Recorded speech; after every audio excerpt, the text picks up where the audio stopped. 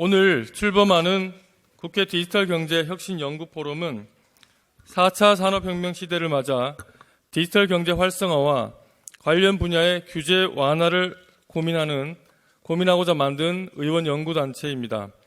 여야 구분 없이 많은 의원님들께서 함께해 주시고 있습니다. 오늘 연구단체 구성원 모두가 함께 첫 발걸음을 내딛는 날입니다. 이런 뜻깊은 날에 응원과 격려를 하러 와주신 내빈 여러분께 감사의 말씀드립니다. 혹시 오늘 들어오실 때 방명록 수기 작성 안 하시고 다들 휴대폰으로 인증을 하셨습니까? 오늘뿐만 아니라 최근 들어 많이들 경험해 보셨으리라 생각합니다. 오늘 입장하실 때 시연된 서비스는 카카오톡으로 입장 순서를 알려주는 시스템입니다. 사람들이 많이 모이는 공간에서 대면 접촉을 최소화하고 손쉽게 호출 관리를 할 수 있어 코로나로 인해 줄 서기가 꺼려지는 요즘 상점가 등에서 많이 활용되고 있다고 합니다.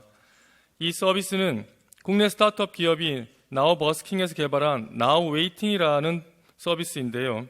오늘 이 자리에 함께해 주고 계십니다. 시연을 준비해 주셔서 감사합니다.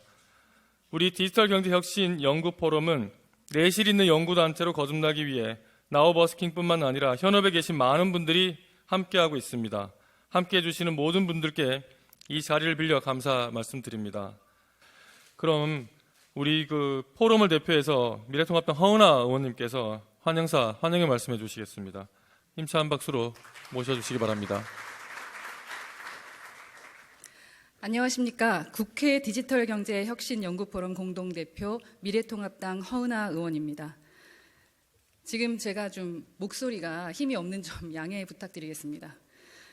오늘의 자리를 함께 만들어주신 공동대표 윤영찬 의원님, 이영 의원님, 이용우 의원님, 그리고 연구 책임을 맡아주신 김병욱 의원님을 비롯한 35분의 회원 의원님께 진심으로 감사의 말씀을 전합니다.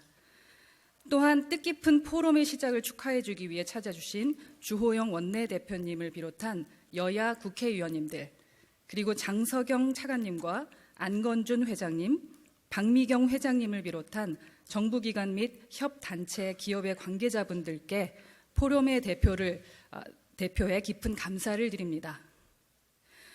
21대 국회가 개원한 지 한 달이 지났습니다. 여야가 허니문이어야 할 시간이건만 아직까지 냉전적 대치는 종식되지 않고 있습니다. 그러나 오늘 우리는 디지털경제혁신연구라는 이름으로 한자리에 모였습니다. 그만큼이나 디지털 경제의 혁신은 중요했고 또 시급했습니다. 그렇기 때문에 지금 이 자리에 디지털 경제를 걱정하고 준비하는 여야 국회의원 모두와 대한민국 최고 권위자들이 모이신 듯합니다. 여기서 한 가지 질문을 드리고 싶습니다. 디지털 경제란 한마디로 무엇이라 정의할 수 있을까요? 좁은 의미로는 ICT 산업만으로 지칭할 수도 있고, 넓게는 데이터와 네트워크 중심의 디지털화된 모든 비즈니스 전반을 지칭할 수도 있을 것입니다. 중요한 것은 우리는 디지털 경제라는 실제에 대해 알고 또 향유하고 있지만 그것을 명확하게 정의하고 설명할 수는 없다는 것입니다. 우리는 이와 같은 영역을 개척지, 신산업 분야 또는 블루오션이라고 부릅니다. 4차 산업혁명 시대 블루오션의 특징은 세계와 경쟁하면서 선점하고 주도하거나 혹은 도태된다는 것입니다. 그렇다면 지금 우리 대한민국의 디지털 경제 현황은 어떨까요? 전체 GDP의 11.9%를 차지하고 약 200조 규모라고 합니다. 수치상으로는 세계의 경쟁에서 앞서고 있습니다. 하지만 이미 중국의 디지털 경제 규모는 우리를 압도했고 미국이 선점한 관련 인프라는 가히 넘사벽이라 할 수 있습니다. 우리는 지금 선점과 도태의 경계에 있는 것입니다. 선점과 도태의 경계를 극복하는 유일한 방법은 혁신입니다. 이런 차원에서 이제 시작한 정부의 디지털 뉴딜 정책은 기대를 품게 합니다. 우리 당의 김종인 비상대책위원장께서도 말씀하신 바와 같이 국가 혁신, 경제 성장을 위한 것에는 초당적으로 협력해 나갈 것이며 협력을 넘어 국정의 파트너로 함께 주도해 나갈 것입니다. 정부의 디지털 뉴딜 정책이 포스트 코로나 시대의 대안이 되기 위해서는 세 가지 딜이 추가되어야 합니다. 첫째, 굿딜이어야 합니다. 디지털 환경을 제공하는 통신사와 플랫폼을 제공하는 온라인 기업의 상생을 넘어 이 안에서의 생산과 판매, 소비를 영위하는 모든 소상공인과 소비자들을 위한 굿딜이어야 합니다. 둘째, 빅딜이어야 합니다. 디지털 경제는 하나의 산업 분야가 아닌 모든 산업의 구조를 전환시킬 수 있는 새로운 패러다임입니다. 일자리 몇 개, 유니콘 기업 몇 개의 식의 단기적이고 협소한 개념을 넘어 전 산업 분야를 아우르는 빅딜이어야 합니다. 셋째, 그레이트 딜이어야 합니다. 인터넷의 발견은 새로운 세계관의 시작이었습니다. 디지털 경제의 확립은 새로운 경제관의 시작이 될 수 있습니다. 그러기 위해서는 디지털 경제의 기술과 확장을 넘어 디지털 경제에 대한 가치와 철학을 확립하는 그레이트 딜이 되어야 합니다. 오늘 출범하는 국회 디지털 경제 혁신 연구 포럼은 대한민국의 디지털 뉴딜을 굿딜이자 빅딜로 그리고 그레이트 딜로 확장시키는 데 앞장설 것입니다. 이 시작에 함께해 주신 여러분 모두에게 다시 한번 깊은 감사의 말씀을 드립니다. 대한민국의 미래를 위한 더 좋은 정책과 협력으로 보답하겠습니다. 감사합니다. 네, 허은하 대표님의 환영의 말씀 잘 들었습니다. 지금 미래통합당의 주호영 원내대표께서 오늘 저희 포럼 창립식에 축하의 말씀 전해주시러 오셨는데요. 김상희 부의장님 또 오늘 오셔서 축하 말씀해 주시기로 하셨는데 10시 한 30분경에 도착하신다고 합니다. 그래서 주호영 원내대표님 축하 말씀 먼저 듣도록 하겠습니다.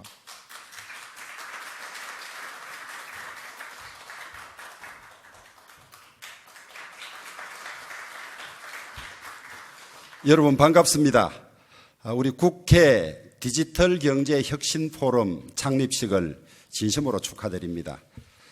우리 인류의 역사가 코로나19 이전과 이후로 갈라진다는 말이 있습니다만은 그렇지 않아도 활발하게 진행되던 4차 산업혁명이 이 코로나를 맞아서 한층 더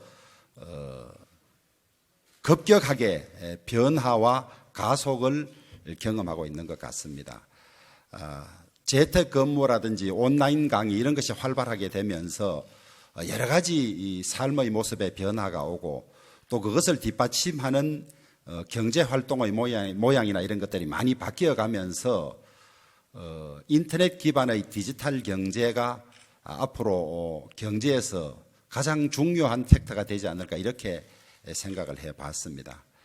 오늘 우리 인터넷 업계의 CEO라든지 여러 책임 있는 분들도 토론에 많이 나오셨고 또 우리 의원님 중에도 평소에 많은 관심을 가지고 전문성 있는 분들이 모이셨으니까 앞으로 활발하게 토론하고 또 정책을 만들어서 우리가 퍼스트 무버로서 또 선점의 효과를 누릴 수 있는 한국 경제의 미래를 찾아가는 그런 좋은 결과를 좀 많이 내주시고 좀 냉소적인 이야기인지는 모르겠습니다만 민주당 의석이 너무 많아서 이제 마음먹은 대로 다 할 수 있으니까 우리 정책은 좀 통합당에서 좋은 정책을 많이 만들어서 여기 계신 민주당 의원님들께 넘겨주시면 국회에서 돌파하는 데는 좀 두 분이 앞장서서 하시면 예전에는 만들어줘봐도 국회에서 안 만들어지더라는 그런 것은 없어질 것 같고 또 21대 국회 초기에 이렇게 시작을 하니까 21대 중에 많은 성과가 있지 않을까 그렇게 생각하면서 이 포럼에 기대가 크고 또 제가 도울 수 있는 일이면 열심히 돕겠다는 말씀을 드리겠습니다. 축하하고 큰 성공을 기원합니다. 감사합니다. 네, 조영 대표님께 큰 박수 부탁드립니다. 예, 이어서 과학기술정보통신부의 장석영 차관님의 축하 말씀 듣도록 하겠습니다. 큰 박수로 환영해 주십시오.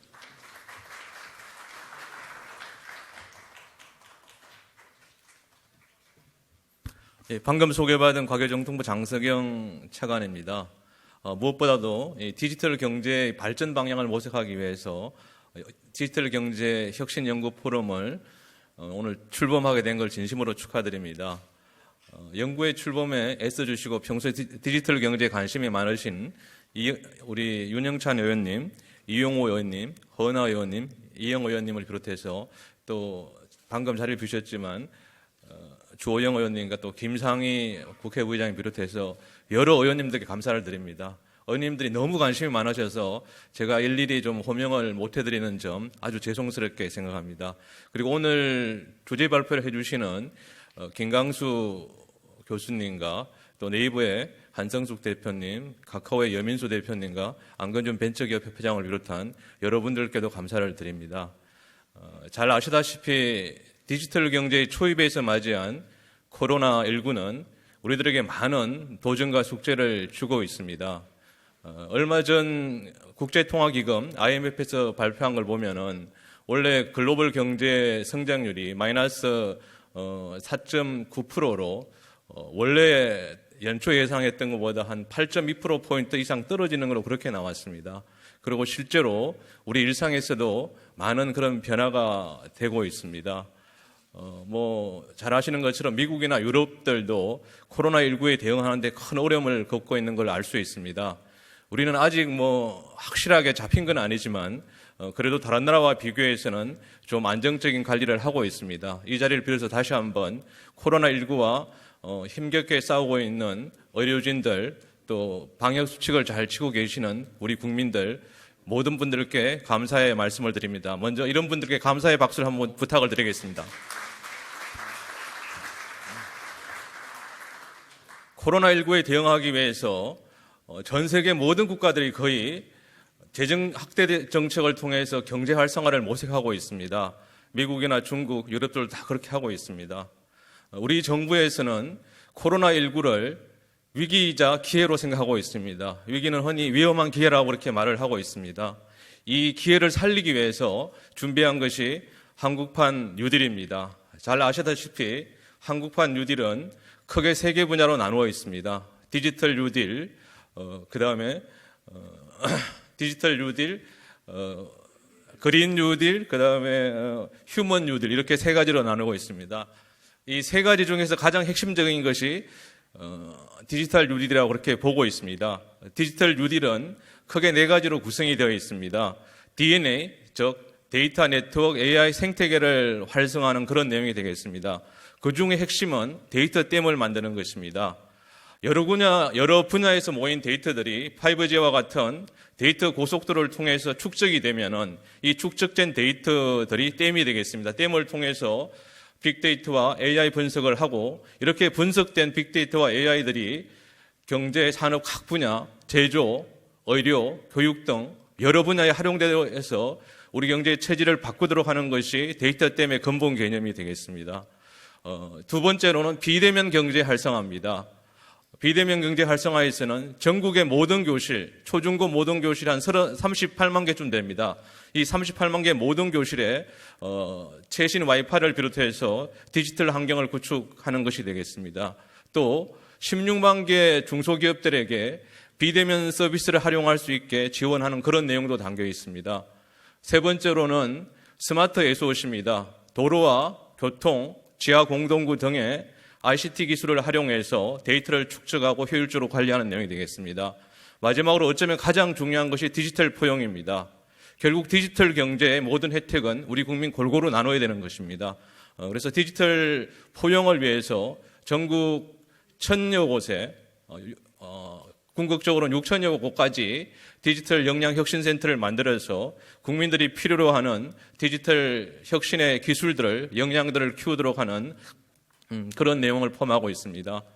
정부에서는 한국판 뉴딜, 디지털 뉴딜이 잘 실천이 되면은 우리 경제가 추격형 경제에서 선도형 경제, 또 지금 현재 코로나로 많은 일자리가 소실되고 있는데 급하게 소실된 일자리를 키우고 또 우리 경제가 한 번 더 도약할 수 있는 그런 계기로 생각하고 있습니다. 이런 노력은 정부뿐만 아니라 국회와 또 여러 기업들, 산업계와 같이 노력해야 될 것으로 생각하고 있습니다. 오늘 포럼을 통해서 우리 경제가 추격형 경제에서 선도형 경제로 나갈 수 있는 그런 중요한 계기가 마련될 걸로 그렇게 생각합니다. 감사합니다. 네, 차관님 인사 말씀 고맙습니다. 그럼 다음으로 우리 포럼의 여러 협단체가 함께 도와주고 계십니다. 이번에는 벤처기업협회 안건준 회장님의 축하 말씀 듣도록 하겠습니다. 큰 박수로 맞아주십시오.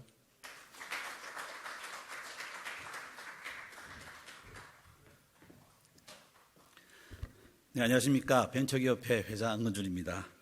오늘 국회 디지털경제 혁신연구포럼 출범식을 진심으로 축하드리면서 이러한 뜻깊은 포럼의 공동대표 의원을 맡아주신 이용호 의원님, 이영허나 유영찬 의원님, 그리고 연구책임 의원을 맡아주신 우리 김명욱 의원님과 정혜원, 준혜원으로 참여해 주신 모든 의원님께 감사의 말씀을 드립니다. 오늘 저담회에 발제를 해주신 김광수 교수님을 비롯해서 토론자 및 참석자분께도 감사의 말씀을 드립니다. 오늘 출범하는 디지털 경제 혁신 연구 포럼은 국회의원 연구단체로서 포스트 코로나 시대의 디지털 경제 활성화를 통한 국가 경제 발전과 기업 경쟁력 강화 방안 등을 마련하고자 목적을 갖고 있습니다. 본 포럼에는 준 회원 포함해서 30여 명이 넘는 여야 국회의원님께서 참여하셨습니다. 대한민국 경제를 걱정하는 마음은 여야가 따로 없다는 것을 실감나게 하고 있습니다. 여기에 우리나라 디지털 경제를 대표하는 8개 협단체가 자문기관으로 참여하고 있고 명실공히 대한민국을 대표하는 디지털 경제 관련 연구 포럼으로 성장하게 나가기를 기대하겠습니다. 포럼에 참여하는 8개 협단체는 각 분야의 전문성과 노하우를 보유하고 있습니다. 이러한 강점을 최대한 발휘해서 협단체 간 협력과 보완을 통해서 시너지를 창출하고 성과를 배가할 수 있도록 지원을 아끼지 않도록 하겠습니다. 코로나19 팬데믹으로 인해서 경제 위기는 물론 뉴 노멀이 일상화되고 불확실성이 상존하는 포스트 코리아 시대를 맞아서 우리는 이러한 위기를 기회로 전환할 수 있는 대비책 마련이 시급합니다. 현재 정부도 한국판 뉴딜을 추진하고 있고 온라인 비대면 분야의 육성, 스마트 대한민국 구현을 위한 스마트 공장 확산, 그리고 K-유니콘 프로젝트, 신산업 규제 개혁 등의 다양한 정책적 노력과 제도 개선을 추진하고 있습니다. 코로나19 이후 급격한 삶의 변화는 우리의 예상보다 혁신적이며 빠른 변화를 요구할 것으로 예상됩니다. 이에 디지털 경제로의 전환을 위한 적극적인 환경 조성과 기존 틀을 깰 수 있는 과감한 정책이 요구됩니다. 이러한 시대적 흐름 속에서 뜻을 같이 하는 국회의원 협단체가 한마음이 되어서 디지털 경제 혁신 연구 포럼을 출범하는 것은 그 의미가 매우 크다고 하겠습니다.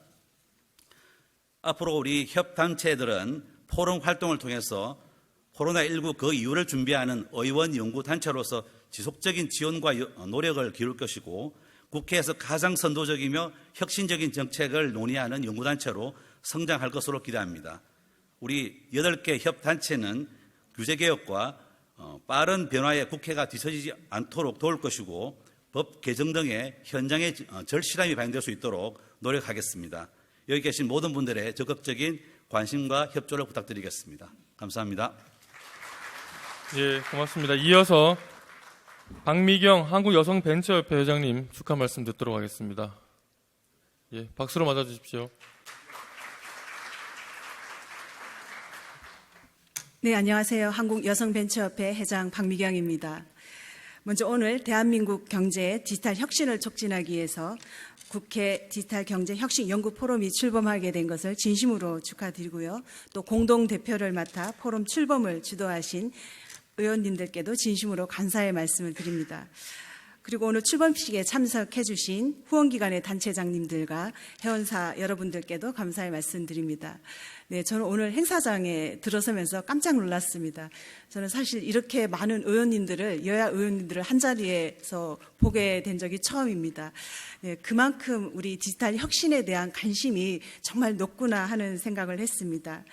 여러분들도 잘 아시겠지만 대한민국의 IT 인프라는 전 세계 어느 나라보다 잘 구축이 되어 있습니다.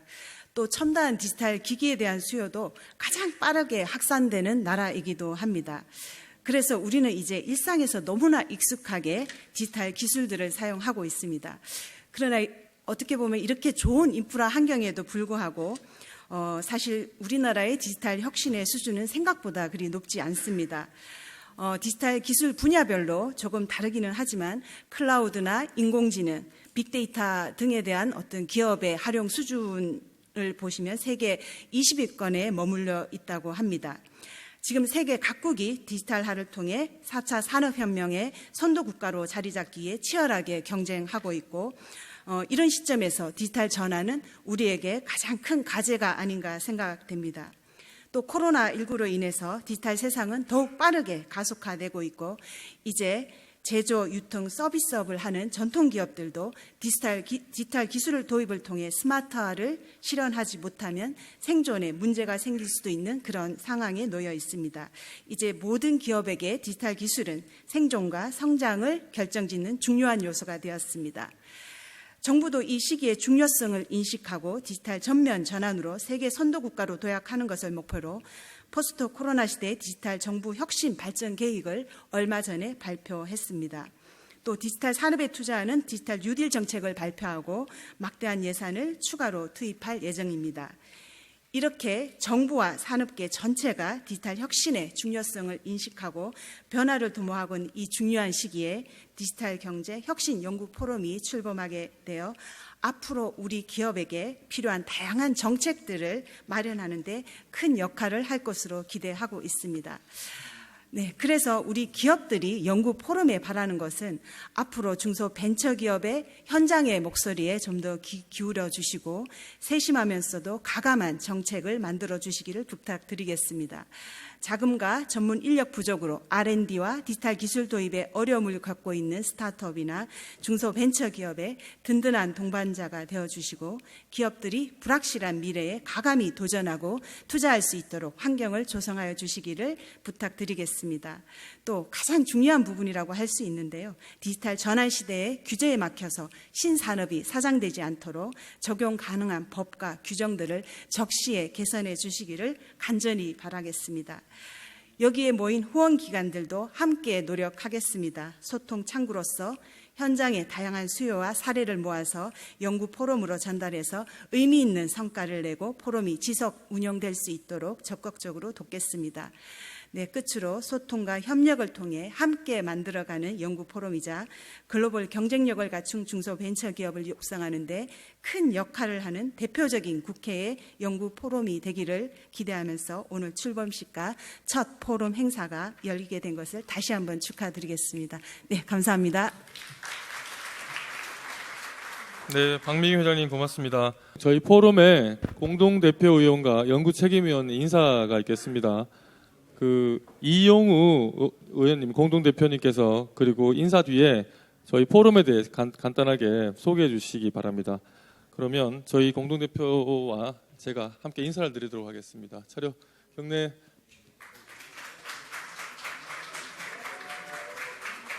이용우 의원님께서 저희 포럼 소개를 먼저. 안녕하십니까. 저희 포럼의 공동대표를 맡고 있는 더불어민주당 고양시청 이용우입니다. 저희 포럼은 제4차 산업혁명 시대에 있어서 AI, 게임, 전자상거래, 웹툰, OTT 등 인터넷과 모바일을 기반으로 하는 디지털 경제의 활성화를 통해서 국가 발전에 기여하고 국내 기업이 글로벌 경쟁 환경에서 떳떳하게 경쟁할 수 있는 환경을 만드는 것을 어떻게 해야 될까 고민하는 차에 출범을 시켰습니다. 잘 아시다시피 코로나19로 인해 국내의 디지털 트랜스포메이션은 더욱더 가속화되고 있습니다.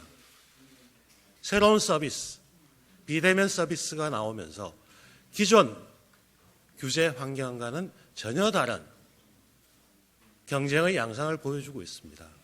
그러나 우리의 규제는 과거의 틀 속에 머물러 있고 또한 그동안 추격형 경제에 머물러서 선례를 따지고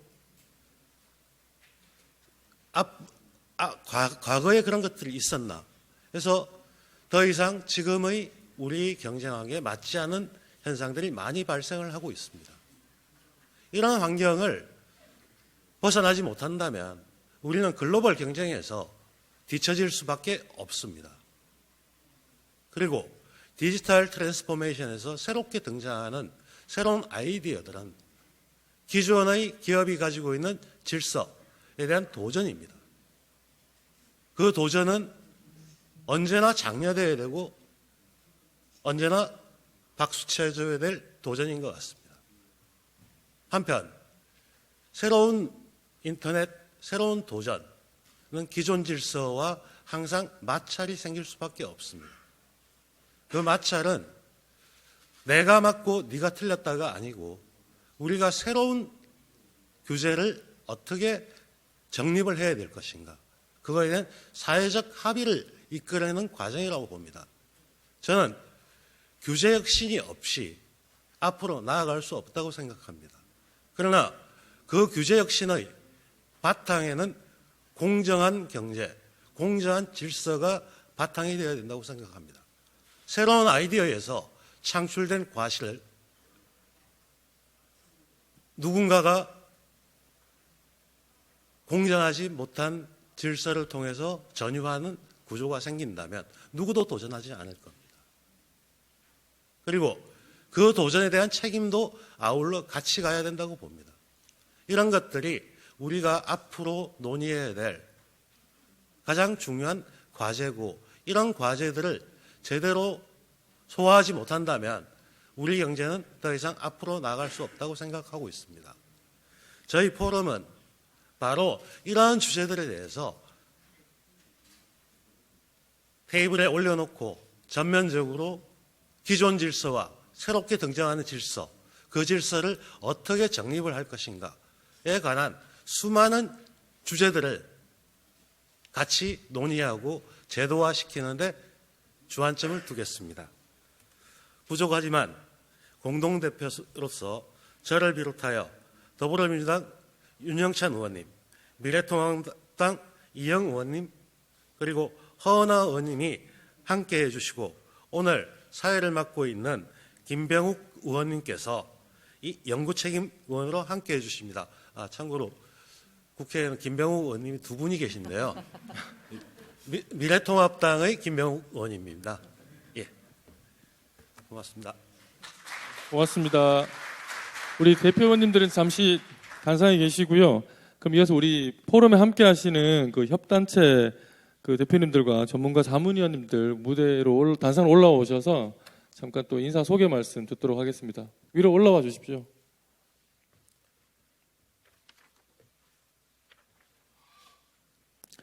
그 협단체를 대표해서 한국 핀테크 산업협회 회장이신 류영준 카카오페이 대표이사님께서 우리 협단체 포럼에 함께해 준 협단체 소개를 해 주시겠습니다.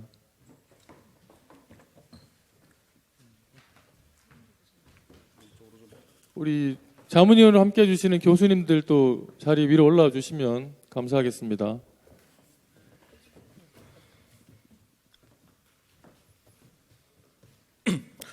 네, 안녕하십니까. 한국 핀테크 산업협회 회장 맡고 있는 류영준입니다. 먼저 대한민국 디지털 경제에 대한 의원님들의 관심과 지원에 깊은 감사를 드립니다. 한국 핀테크 산업협회를 비롯한 저희 8개 협단체는 국회 디지털 경제 혁신 연구 포럼이 출범하게 된 배경과 또 추구하는 목표에 공감하며 큰 책임을 갖고 이 자리에 함께하게 되었습니다. 앞으로 디지털 경제 활성화를 위한 의원님들의 정책 연구를 지원해드릴 8개 협단체를 소개해드리도록 하겠습니다. 해당 협단체 대표께서는 한 발짝 앞으로 나오셔서 청중을 향해 간단히 묵례를 해주시면 감사하겠습니다. 먼저 대한민국 인터넷 산업의 발전 및 위상 강화와 대표 기업들의 경쟁력 확보를 위해 설립된 한국인터넷기업협회 한성숙 회장님이십니다.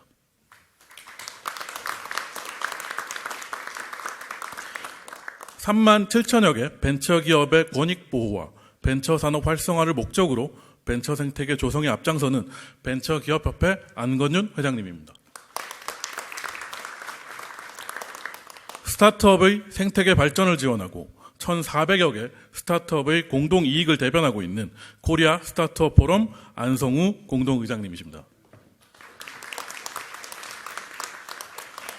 여성의 기술 창업과 여성 벤처기업 성장 지원을 통해 대한민국 벤처 생태계 발전에 기여하고 있는 한국 여성 벤처협회 박미경 회장님이십니다. 국내 최초의 온라인 쇼핑 분야 사업자 단체로 국내 메이저 쇼핑 회사의 중소상공인 일반 회원을 지원하고 있는 한국 온라인 쇼핑협회 김윤태 부회장님입니다. 대한민국 게임 산업의 발전을 책임지고 업계를 대변하는 한국 게임 산업협회 최승우 국장님이십니다. 그리고 20대 국회 P2P법 통과로 오늘 8월 출범을 앞둔 온라인 투자 연계 금융협회 설립 추진단의 박정우 국장님 참석하셨습니다. 네, 마지막으로 제가 협회장으로 있는 한국 핀테크 산업협회는 창의적이고 혁신적인 금융 서비스로 금융시장 발전과 소비자 모두의 편익을 증진하기 위해 노력하고 있습니다. 이 밖에도 국회 디지털경제 혁신 연구 포럼에 학계는 물론 다양한 산업계 전반의 전문가들이 동참하기로 하셨습니다. 아무쪼록 디지털경제 혁신 연구 포럼이 의원님들의 의정 활동은 물론 대한민국 국민들의 삶에 조금이나가 보탬이 되기를 바랍니다. 또 여기 계신 여러분 모두 대한민국 경제가 성장하는데 작은 미랄이 되어 최선을 다해 나갈 것을 다 함께 인사 올리겠습니다. 감사합니다.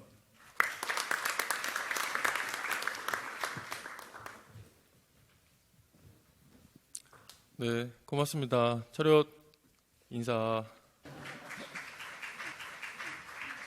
본격적으로 2부 토론회 시간을 갖도록 하겠습니다. 앞에 우리 오늘 발제와 토론을 해주실 분들은 앞으로 올라와 주시면 고맙겠습니다.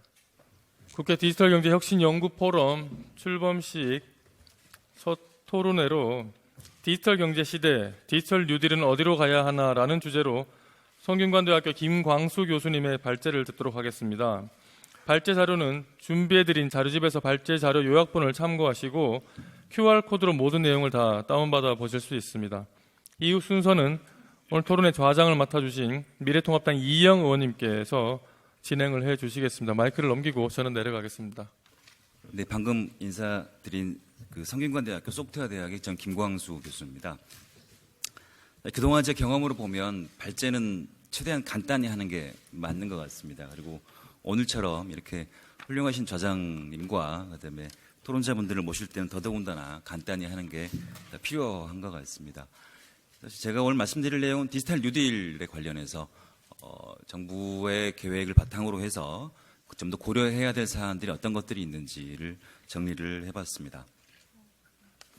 그 원조격이라고 할 수 있는 뉴딜, 사실은 대공황 때 여러 가지 고용과 어떤 경제 활성화를 위해 추진했던 사업들이 많이 있었습니다. 근데 우리가 많이 잘못 알고 있는 것 중에 하나가 댐이라든지 도로만 건설한 걸로 생각을 하는데 그거 외에도 굉장히 많은 문화예술 사업을 같이 병행해 추진을 했고 이와 함께 사회보장법과 같은 제도 개혁도 함께 추진이 되었습니다. 우리나라에서도 위기 때마다 여러 가지 어떤 경제 상황을 극복하기 위한 사업들을 많이 추진했었는데요. 그중에서 가장 디지털 뉴딜에 가까웠던 사업이 바로 90년대 말에 추진했던 정보화 근로사업인 것 같습니다. 그때는 IMF 위기를 극복하기 위해서 특히 고급 실업 인력을 해소하고 또 정부의 어떤 역량을 혁신하기 위한 그런 사업으로서 공공-DB 구축 사업을 추진을 했었습니다. 약 3년에 걸쳐서 약 6,400억 정도 투입을 해서 고용은 약 39만 명의 어떤 고용 유발 효과가 있었던 것으로 조사가 되었습니다. 우리가 정부에 추진하려고 하는 디지털 뉴딜은 일단 코로나 위기 상황에서 일자리를 창출을 하고 또 새로운 성장 동력을 확충하기 위한 목적을 가지고 있는 것 같습니다. 이를 위해서 아까 말씀하셨던 대로 DNA 생태계 구축이라든지 SOC 디지털화들을 적극적으로 추진을 할 계획인 것 같습니다. 사실 좀 더 구체적으로 정부 발표 자료를 보면 2022년까지 약 13조 원을 투자를 해서 약 33만 개의 일자리를 창출하는 것을 목표로 하고 있는 것 같습니다. 가장 중요한 사업으로는 DNA 생태계 구축, 그러니까 데이터, 그리고 네트워크, AI의 생태계 구축을 가장 핵심적인 사업으로 추진을 하고 이 중에서도 AI 학습용 데이터 구축을 통해서 일자리를 최대한 많이 창출하는 것을 계획으로 하고 있습니다. 이 외에도 디지털 포용이라든지 언택트 산업 육성, 그다음에 SOC 디지털화 등에도 적극적으로 예산을 투입을 해서 일자리를 창출할 계획으로 있습니다. 이 중에서 사실 가장 핵심이 되는 사업은 바로 AI 학습용 데이터 구축 사업인 것 같습니다. 대통령께서도 말씀하시는 걸로는 데이터 댐 구축 사업이라고 표현이 되고 있는데요. 금년도에만 약 3천억 원의 예산을 투입을 해서 약 150종의 AI 학습용 데이터를 구축을 하는 계획입니다. 또한 이 구축된 데이터는 AI 허브라는 플랫폼을 통해서 누구나 중소벤처기업이 이용할 수 있도록 제공을 하는 계획이고요. 사실 이 과정에서 크라우드 소싱의 적용을 통해서 일자리를 창출할 계획으로 있습니다. 크라우드 소싱이라고 하는 건 사실은 아웃소싱을 의미하는데 외부의 기업에 아웃소싱하는 게 아니고 수많은 개인에게 일자리를 아웃소싱해서 어떤 이 사업을 추진하는 방식을 이야기를 합니다. 또 이를 통해서 경력 단절료라든지 구직자, 휴직자 등이 다수 참여할 수 있도록 하겠다는 계획입니다. 최종적으로 이를 통해서 AI 경쟁력을 확보를 하고 대규모의 어떤 고용을 창출하는 계획인 것 같습니다. 사실은 우리가 흔히 쓰는 말로 두 마리 토끼 잡기인 것 같습니다. 안정된 일자리를 창출을 하고 그다음에 경제 혁신을 통한 또 성장 동력을 확충하는 이 두 가지를 한꺼번에 추진하겠다라는 어떤 원대한 계획이라고 생각이 되고요. 이렇게 되면 좋겠습니다만 사실은 현실은 좀 다른 것 같습니다. 저는 굉장히 쉽게 잡을 수 있는 토끼가 아니고 마치 두 마리의 사나운 용을 잡는 어떤 일이 아닌가 싶습니다. 여기 오늘 카카오 대표님도 오신다 그래서 제가 이모티콘을 저걸 썼는데 괜찮은지 모르겠습니다. 사실 모든 정부에서 어떤 안정된 일자리 창출, 그다음에 성장 동력 확충을 위해서 굉장히 많은 노력들을 기울여 왔습니다. 근데 쉽지 않은 일입니다. 쉽지 않은 일을 한꺼번에 둘 다 달성하겠다고 하는 것 자체도 굉장히 어려운 일이다라는 생각을 가지고 시작을 하는 게 저는 맞다고 생각을 합니다. 대표적으로 왜 이게 어렵냐면 정부 재정 투자에는 사실 많은 한계를 가지고 있습니다. 우리가 목표로 하는 경제혁신, 성장 동력, 또 안정된 일자리 이 세 가지를 생각을 해보면 경제혁신이라고 하는 건 사실은 제도개혁이라든지 인재 양성, 자금, 구조조정과 같은 복합적인 요소에 의해서 달성이 될 수 있는 요소입니다. 재정 투자만으로는 어떤 한계가 있을 수밖에 없다는 거죠. 성장 동력을 정부에서 많이 이야기를 하지만 일단 성장 동력이라고 하는 것은 단기 투자만으로 이루어지기 굉장히 어렵습니다. 또한 이 부분은 민간이 주도하는 영역입니다. 정부의 재정 투자로서 어떤 계획을 세워 추진하기에는 쉽지 않은 일이라는 거고요. 안정된 일자리라는 것도 마찬가지로 지금 현재 우리가 코로나 위기 상황에서 필요한 것은 어떤 단기 실업 대책이 즉시 필요한 일입니다. 이러한 사업들을 하면서 굉장히 안정된 일자리를 추구하는 것은 사실은 여러 가지 한계를 가질 수밖에 없는 것 같고요. 또한 이 부분도 민간이 주도할 수밖에 없는 영역입니다. 민간의 어떤 고용을 유인할 수 있는 정책들이 같이 필요하다고 생각이 됩니다. 지금부터는 몇 가지 제가 생각하기에 이런 재정 투자의 한계를 극복하기 위한 몇 가지 방향을 좀 정리를 해봤습니다. 첫 번째로는 명확한 비전과 정합적인 정책이 필요합니다. 너무나 당연한 이야기 같지만 사실 정부에서 어떤 이런 디지털 뉴딜을 추진을 하면서 가장 전면에 내세우고 있는 인공지능의 융합을 통해서 혁신을 하겠다라는 계획이 있다면 모든 부분을 다 혁신하겠다고 하기보다는 이 혁신을 하고자 하는 그 대상을 명확하게 하고 그 비전도 명확하게 제시를 하는 게 꼭 필요하다고 생각이 됩니다. 이 분야에 대해서는 반드시 혁신을 완성을 하겠다라는 계획을 가지고 지금 정부가 계획하고 있는 데이터 구축이라든지 시범 프로젝트 외에도 제도 혁신과 인재 양성, 생태계 육성이 같이 계획이 마련이 돼서 추진이 돼야 될 것 같습니다. 또한 이러한 모든 어떤 정책들은 예를 들어서 과학기정통부에서 혼자 하기는 어려운 일입니다. 강력한 어떤 범부처의 어떤 추진 체계가 반드시 필요하다고 생각이 됩니다. 이런 어떤 추진 체계와 어떤 비전 제시를 명확하게 하면 이에 부응해서 민간 투자가 확대가 될 수가 있고 궁극적으로는 어떤 고용 창출과 경제 혁신도 함께 일어날 수 있다고 생각이 됩니다. 두 번째, 추진의 주체는 민간이 되어야 합니다. 이 부분은 어떤 20년 전에 추진했던 정부와 근로사업하고 비교해 보면 좀 더 명확하게 알 수 있는 것 같습니다. 이 두 가지 사업을 비교해 보면 정부와 근로사업의 목적은 정보화를 통한 정부의 혁신이었습니다. 따라서 주요 사업도 정부가 가지고 있는 대법원의 등기라든지 그다음에 국회 전자도서관과 같은 공공 데이터를 전산화하는 사업을 주로 추진을 했습니다. 근데 우리가 추진하고자 하는 디지털 뉴딜 사업은 AI 융합을 통한 경제 혁신을 목표로 하고 있습니다. 따라서 주요 사업도 어떤 민간의 AI 데이터 구축을 주요 사업으로 내세우고 있습니다. 결과적으로 수행의 주체도 정부와 근로사업은 정부가 중심이 되었다면 디지털 뉴딜은 민간이 중심이 될 수밖에 없는 사업이라고 할 수 있겠습니다. 따라서 정부가 재정 투입을 통해서 이 사업을 시작이긴 하지만 어떤 추진의 주체가 반드시 민간이 되어야 하고, 또한 정부가 이 사업을 추진하는 과정에 있어서 건전한 어떤 AI 데이터 생태계가 왜곡이 되는 것은 경계해야 될 것 같습니다. 지금 현재 이루고 만들어지고 있는 AI 데이터 생태계는 AI 기업이 어떤 데이터를 요구를 할 때 데이터 기업이 맞춤형 데이터를 제공을 합니다. 이를 통해 수익을 창출을 하죠. 데이터 기업에서 데이터를 생산할 때 수많은 개인들이 여기에 참여를 하면서 어떤 그 비용을 지불하게 됩니다. AI 기업은 이런 맞춤형 데이터를 바탕으로 해서 혁신적인 서비스를 만들고 이를 통해서 수익을 창출하는 구조인 것 같습니다. 근데 지금 현재 정부의 디지털 뉴딜 계획에 보면 대규모 재정 투자를 통해서 데이터를 구축을 하고 이를 무료로 AI 허브라는 플랫폼을 통해서 개방하는 계획을 가지고 있습니다.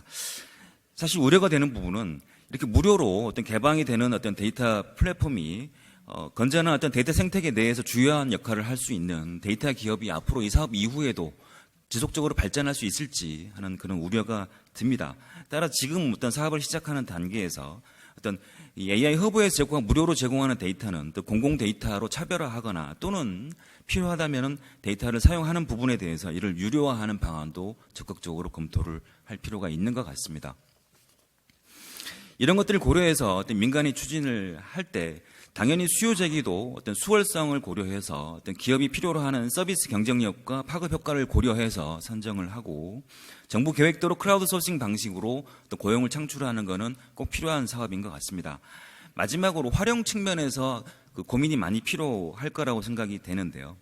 민간이 어떤 새로운 서비스를 창출하기 위해서 데이터를 구축을 할 때 가장 그 서비스의 핵심은 바로 데이터 경쟁력입니다. 근데 그 데이터를 정부가 지원을 했다고 해서 이거를 모든 기업들이 활용할 수 있도록 공개한다고 하면 그 기업의 핵심 경쟁력이 모든 기업들에게 공개되는 게 필요할지, 또 이런 부분들에 대해서도 좀 고민이 필요한 것 같습니다. 그래서 민간이 어떤 데이터의 어떤 수요를 제기해서 구축을 했다면 어느 정도는 독점적인 활용할 기회를 부여하는 것도 필요하다고 생각이 됩니다.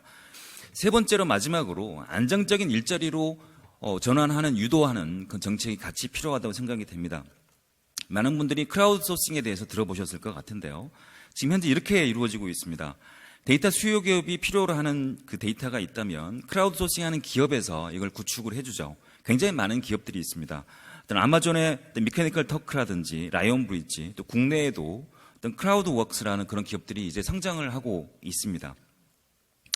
이 데이터들은 주로 어떤 데이터들이냐면 이런 어떤 음성 데이터, 그러니까 사람이 어떤 그 단어를 읽고 어떤 이 기록을 해가지고 이걸 활용해서 AI 활용을 하거나 또는 어떤 그 데이터를 분류하는 작업들입니다. 어떤 이미지 내에서 어떤 이 자동차인지 사람인지 이걸 분류하는 작업이라든지, 또는 잘 안 보이시겠습니다만은 기계가 어떤 일을 했을 때 그 결과를 검증하는, 예를 들어서 일본어를 영어로 어떤 기계가 번역을 했을 때 사람이 이게 제대로 번역을 했는지 이걸 검증하는 이런 사업들이라든지, 또한 언어 데이터, 그러니까 문장에서 주어가 뭐고 뭐 명사가 뭐고 이런 것들 사람이 다 분류를 해줘야만 기계가 학습에 이용을 할 수가 있습니다.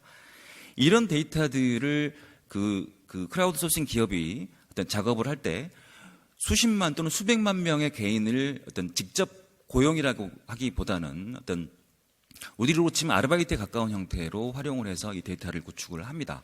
물론 우리가 디지털 뉴딜 사업을 하면서 어떤 일자리 현재 잃은 수많은 사람들이 이런 어떤 아르바이트 형태이지만 여기에 참여하면서 어떤 새로운 기회를 찾는 것도 바람직하다고 생각은 됩니다. 잘 안 보이실 것 같긴 한데요. 제가 그 라이언 브리지 알바라는 키워드로 구글에 검색을 하면 이렇게 굉장히 꿀 알바다, 그다음에 영어를 좀 잘 하는 사람들은 이걸 통해서 굉장히 어떤 비싼 어떤 아르바이트로 이렇게 생각이 되고 많이 검색을 많이 합니다. 이렇게 활용을 많이 하고 있고요. 저희도 또 국내에서도 어떤 이런 그 크라우드 소싱 방식의 데이터 구축 사업이 추진이 되면 이런 일자리들 또는 이런 기회들이 굉장히 많이 일어날 것으로 생각이 됩니다. 하지만 근본적으로 안정된 일자리라고 보기에는 한계가 있을 수밖에 없다라고 생각이 됩니다. 따라서 지금 현재는 어떤 단기적인 어떤 일자리로 시작을 하지만 안정적인 일자리로 전환이 될 수 있도록 하는 그런 프로그램이 같이 병행이 되어야 된다고 생각을 합니다. 당연히 이건 교육 프로그램이라고 생각이 되고요. 참여 인력에 대해서 어떤 AI와 데이터 교육은 같이 반드시 시킬 필요가 있는 것 같습니다. 또한 추가적으로 필요하다면 어떤 그 도메인의 난리지를 교육할 수 있는 교육 프로그램도 같이 필요한 것 같습니다. 제 생각에는 이 사업에 참여하는 사람이 왜 내가 이 데이터를 구축을 해야 되고 이걸 어디에 쓰는지도 모르고 데이터를 구축하는 그런 일은 없도록 할 필요가 있다고 생각이 되고요. 사업 참여 기업도 이 참여 인력에 대한 교육과 그다음에 이 사람들을 장기 고용으로 전환할 수 있는 그런 어떤 방안들을 함께 제시를 할 필요가 있는 것 같습니다. 그리고 앞으로 AI 산업이 활성화된다면 이런 데이터 산업에 있어서 창업도 굉장히 활발하게 일어날 수 있는 것 같습니다. 따라서 참여 인력에 대한 교육과 함께 이 사람들이 여기서 바탕으로 어떤 경험을 바탕으로 어떤 새로운 비즈니스를 창업할 수 있도록 하는 기존의 창업 교육과 창업 지원 프로그램도 연계하는 방안도 꼭 필요하다고 생각이 됩니다. 제가 발제할 내용은 여기까지고요. 이거 얼마 전에 기사를 보니까 이런 내용이 있어서 제가 가지고 왔습니다. 공공근로사업의 어떤 흑역사라고 하는 것 중에 하나가 바로 황소개구리 잡기였던 것 같습니다. 이 사업에 환경부에 투자를 했는데 궁극적으로는 황소개구리 한 마리당 1만 원 정도 비용이 들어갔는데 고용은 크게 일어나지 않았던 사업이 있었던가 하면은 정보화 근로사업은 사실은 디지털화를 5.5년 정도 단축을 하고 하루에 최대 16,000명 정도가 고용이 됐습니다. 이 중에서 64%가 전문대졸 이상의 고급 인력이었고요. 여성 인력이 57%, 그다음에 20대가 73%를 차지했다고 합니다. 일단 우리가 생각하고 있는 디지털 뉴딜 사업이 어떤 많은 성과를 내고 어떤 그 기대했던 목표를 달성할 수 있도록 여러분들과 또는 여기 참석해주신 그 전문가 여러분들의 어떤 많은 토론이 필요한 것 같습니다. 자, 이상 발제를 마치겠습니다. 감사합니다. 네, 발제해 주신 김광수 교수님 너무 감사합니다. 지금 말씀 주신 걸 보면 지금 코로나19는 비유를 들자면 내비게이션에 세팅을 하고 고속도로를 달려서 목적지로 가려고 했는데 천재지변으로 인해서 도로가 유실이 돼서 지금 다른 목적지를 가기 위해서 다른 길을 지금 세팅을 해야 되는 그런 상황입니다. 이 부분이 대한민국의 기회가 될 거라고 일반적으로 보고 있습니다. 왜냐하면 우회해서 가야 될 길은 반드시 디지털에 대한 인프라, 그다음에 디지털에 대한 난리지, 그리고 디지털에 대한 국민들의 어떤 익숙도가 반드시 담보돼야 되기 때문입니다. 지금 그런 상황에서 정부가 디지털 뉴딜을 표방을 하면서 신성장 동력으로 경제 혁신을 하고 안정된 일자리를 창출하겠다라고 표방을 한 건 굉장히 고무적인 일이라고 생각합니다. 그런데 그 디지털 뉴딜에 대해서 김광수 교수님께서 방금 발제해 주신 것처럼 일단 추진 전략이 구체적인가? 이 부분을 한번 체크를 해야 될 것 같고요. 그다음에 추진 주체를 민간 중심으로 가야 된다라고 언급하신 부분은 굉장히 중요도 있게 비중 있게 우리가 생각을 해봐야 될 것 같습니다. 그다음에 마지막으로 지금 DNA, 데이터, 그다음에 네트워크, AI가 세계 중요 키피처인데요. 그걸 하기 위해서 데이터 지금 클라우드 소싱하는 부분이 일회성 일자리 창출로 그칠 수 있을 수도 있다라는 위험 부분에 대해서는 사실은 간과해서는 안 될 부분인 것 같습니다. 그런 부분을 염두에 두고 오늘 토론에 임하도록 하겠습니다. 먼저 첫 번째 토론은요. 지난 몇 달 동안 정말 예측하지 못했던 큰 변화가 있었습니다. 그 변화의 중심에 계셨던 네 분한테 어떤 변화가 있었고 향후 어떤 변화가 예측되고 있는지 의견들을 여쭙도록 하겠습니다. 먼저 네이버의 한성수 대표님부터 시작해서 카카오 여민수 대표님, 그리고 우아한 형제들의 김범주 대표님, 직방의 안성우 대표님 순으로 이야기를 들어보도록 하겠습니다.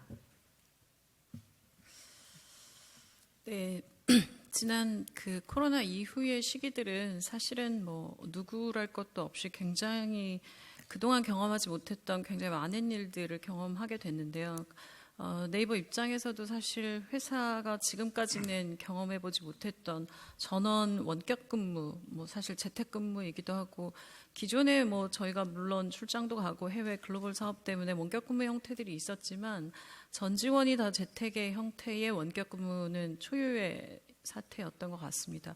그런 부분에서 나름 사실 디지털 기업들이기 때문에 가지고 있는 기존의 집에서도 일할 수 있는 환경이나 또 모바일을 통해서 어디서나 일할 수 있는 환경 속에 있어서 상대적으로 저희는 그런 부분에 대응은 굉장히 좀 빨랐던 것 같고 이것을 어떻게 지속할 것이냐. 뭐 사실 지금 언제 다시 정상적으로 출근할 거냐, 언제부터 다시 전원 근무할 거냐라는 질문들도 많고 또 언론에서도 계속 그런 보도들을 하시고 계시지만 이게 이전과는 다른 형태의 근무 형태로 가게 되지 않을까라는 것들은 지금 예측하고 있습니다. 직원들도 이미 집에서 일해도 크게 다르지 않다는 것도 알게 되고 물론 그러면서 겪게 되는 시행착오들도 있고 또 어떤 지점은 반드시 얼굴을 보면서 일하는 게 좋겠구나라는 것들도 좀 구분하게 되는 것 같고 요즘 그래서 드는 생각은 차라리 이번을 또 다른 새로운 변화의 기회로 삼아서 사실 그동안 국내 인터넷 기업들이 지난 아까 정부와 근로사업 뭐 이야기하실 때 기억해 보니까 20년 전에 저희가 그럴 때 창업을 지원했던 굉장히 많은 그런 좀 그 지원 사업에 수혜를 입었던 기업들이기도 하고 그런 부분들에서 보면 지금 다시 한번 또 20년 뒤에 이런 변화들이 오고 있는데 지금 조금의 개선으로는 저희의 근무 방식이나 일하는 방식이 좋아질 것 같지 않습니다. 그래서 완전 전면 새로운 구조들로 어떻게 갈 것이냐 지금의 원격 근무나 이런 고민이 아니고 새로운 근무의 형태나 새로운 직원들과의 관계나 이런 것들은 무엇이냐라고 하는 토론을 시작했습니다. 그래서 그런 부분들이 저는 한국의 인터넷 기업들이 가지고 있는 굉장한 장점이라고 보고요. 계속 개선하거나 뭘 이렇게 조금씩 바꿔가거나 하는 형태가 아니라 지금은 당연히 리스크가 있을 거고 당연히 생산 떨어질 거고 당연히 직원들이 일을 열심히 하는지 안 하는지에 대한 걱정들도 많지만 그 걱정하고 있다가 다가오는 새로운 변화를 맞이하지 못하는 것은 되게 더 큰 위기라고 보기 때문에 이번이 오히려 원격 근무에 필요한 툴이 무엇이고 원격 근무를 통해 우리가 바꿔야 될 생각이나 직원들에 대한 평가의 방식이나 또 이렇게 계속 직원이라 부르고 저희가 일자리라 부르고 이러고 있는데 이런 형태가 아닌 완전히 새로운 형태의 그 일하는 방식의 변화들이 일어날 것 같다라고 해서 지금 그 논의를 좀 시작한 중입니다. 물론 저희도 아직 결론을 내지 못했고 이 논의는 아마 지속해서 답을 얻기는 어렵고 그냥 계속해서 저희가 솔루션을 찾아가고 바꿔가는 단계 속에 있을 거라고 봅니다. 그래서 오늘 이 자리를 통해 이렇게 디지털 경제 관련된 논의를 사실 굉장히 오래전부터 윤영찬 의원 이야기하셨었는데 이게 이렇게 현실화돼서 이 자리에서 이런 이야기를 하게 되니까 그런 부분에서도 굉장히 의미 있는 일이라고 생각하고요. 지금 상황은 대한민국에는 굉장히 중요한 기회라고 생각합니다. 이렇게 인터넷 플랫폼이 국내의 플랫폼이 그래도 잘 버티고 있는 회사가 전 세계적으로 그렇게 많지 않고 그리고 통신이든 그리고 저희 디지털을 경험한 저희가 지금 해외 기업들하고 만나면 얘기하는 게 한국의 사용자들이 가장 큰 경쟁력이라는 이야기를 합니다. 한국의 사용자들의 탈스러움, 한국의 사용자들의 그 불만 이런 것들을 어떻게 하면 빠르게 대응해서 빠른 속도로 대응해 가는 것이냐라고 하는 부분에 그 부분들의 대응력을 길러왔던 것이 이게 전 세계 어느 나라보다도 훨씬 더 빠르게 갔던 부분들인데요. 이게 디지털 회사들만 움직일 때가 아니고 이게 전체의 전 산업 분야에 걸쳐서 디지털로 전환되는 이 시기는 사실 이게 기업의 움직임의 빠른 속도만으로는 대응하기 어려운 부분들이 있기 때문에 이 정부 차원에서 전체적인 차원에서 어떻게 빠른 속도로 갈 수 있을 것인가에 대한 논의들은 이제 제대로 해야 될 때가 아닌가라는 생각이 듭니다. 네, 네이버 한성수 대표님의 가장 큰 변화이자 고민은 재택근무와 원격으로 다 흩어져 있는 직원들의 어떻게 소속감과 그 업무 효율을 향상할 것인가에 계시네요. 네, 다음은 카카오 여민수 대표님. 네. 오늘 굉장히 뜻깊은 자리에 초대해 주시고 이렇게 발언할 기회를 주신 의원님들께 다시 한번 감사드립니다. 저희도 지난 2월 말부터 4개월 동안 원격 근무를 이제 실행을 하고 있는데요.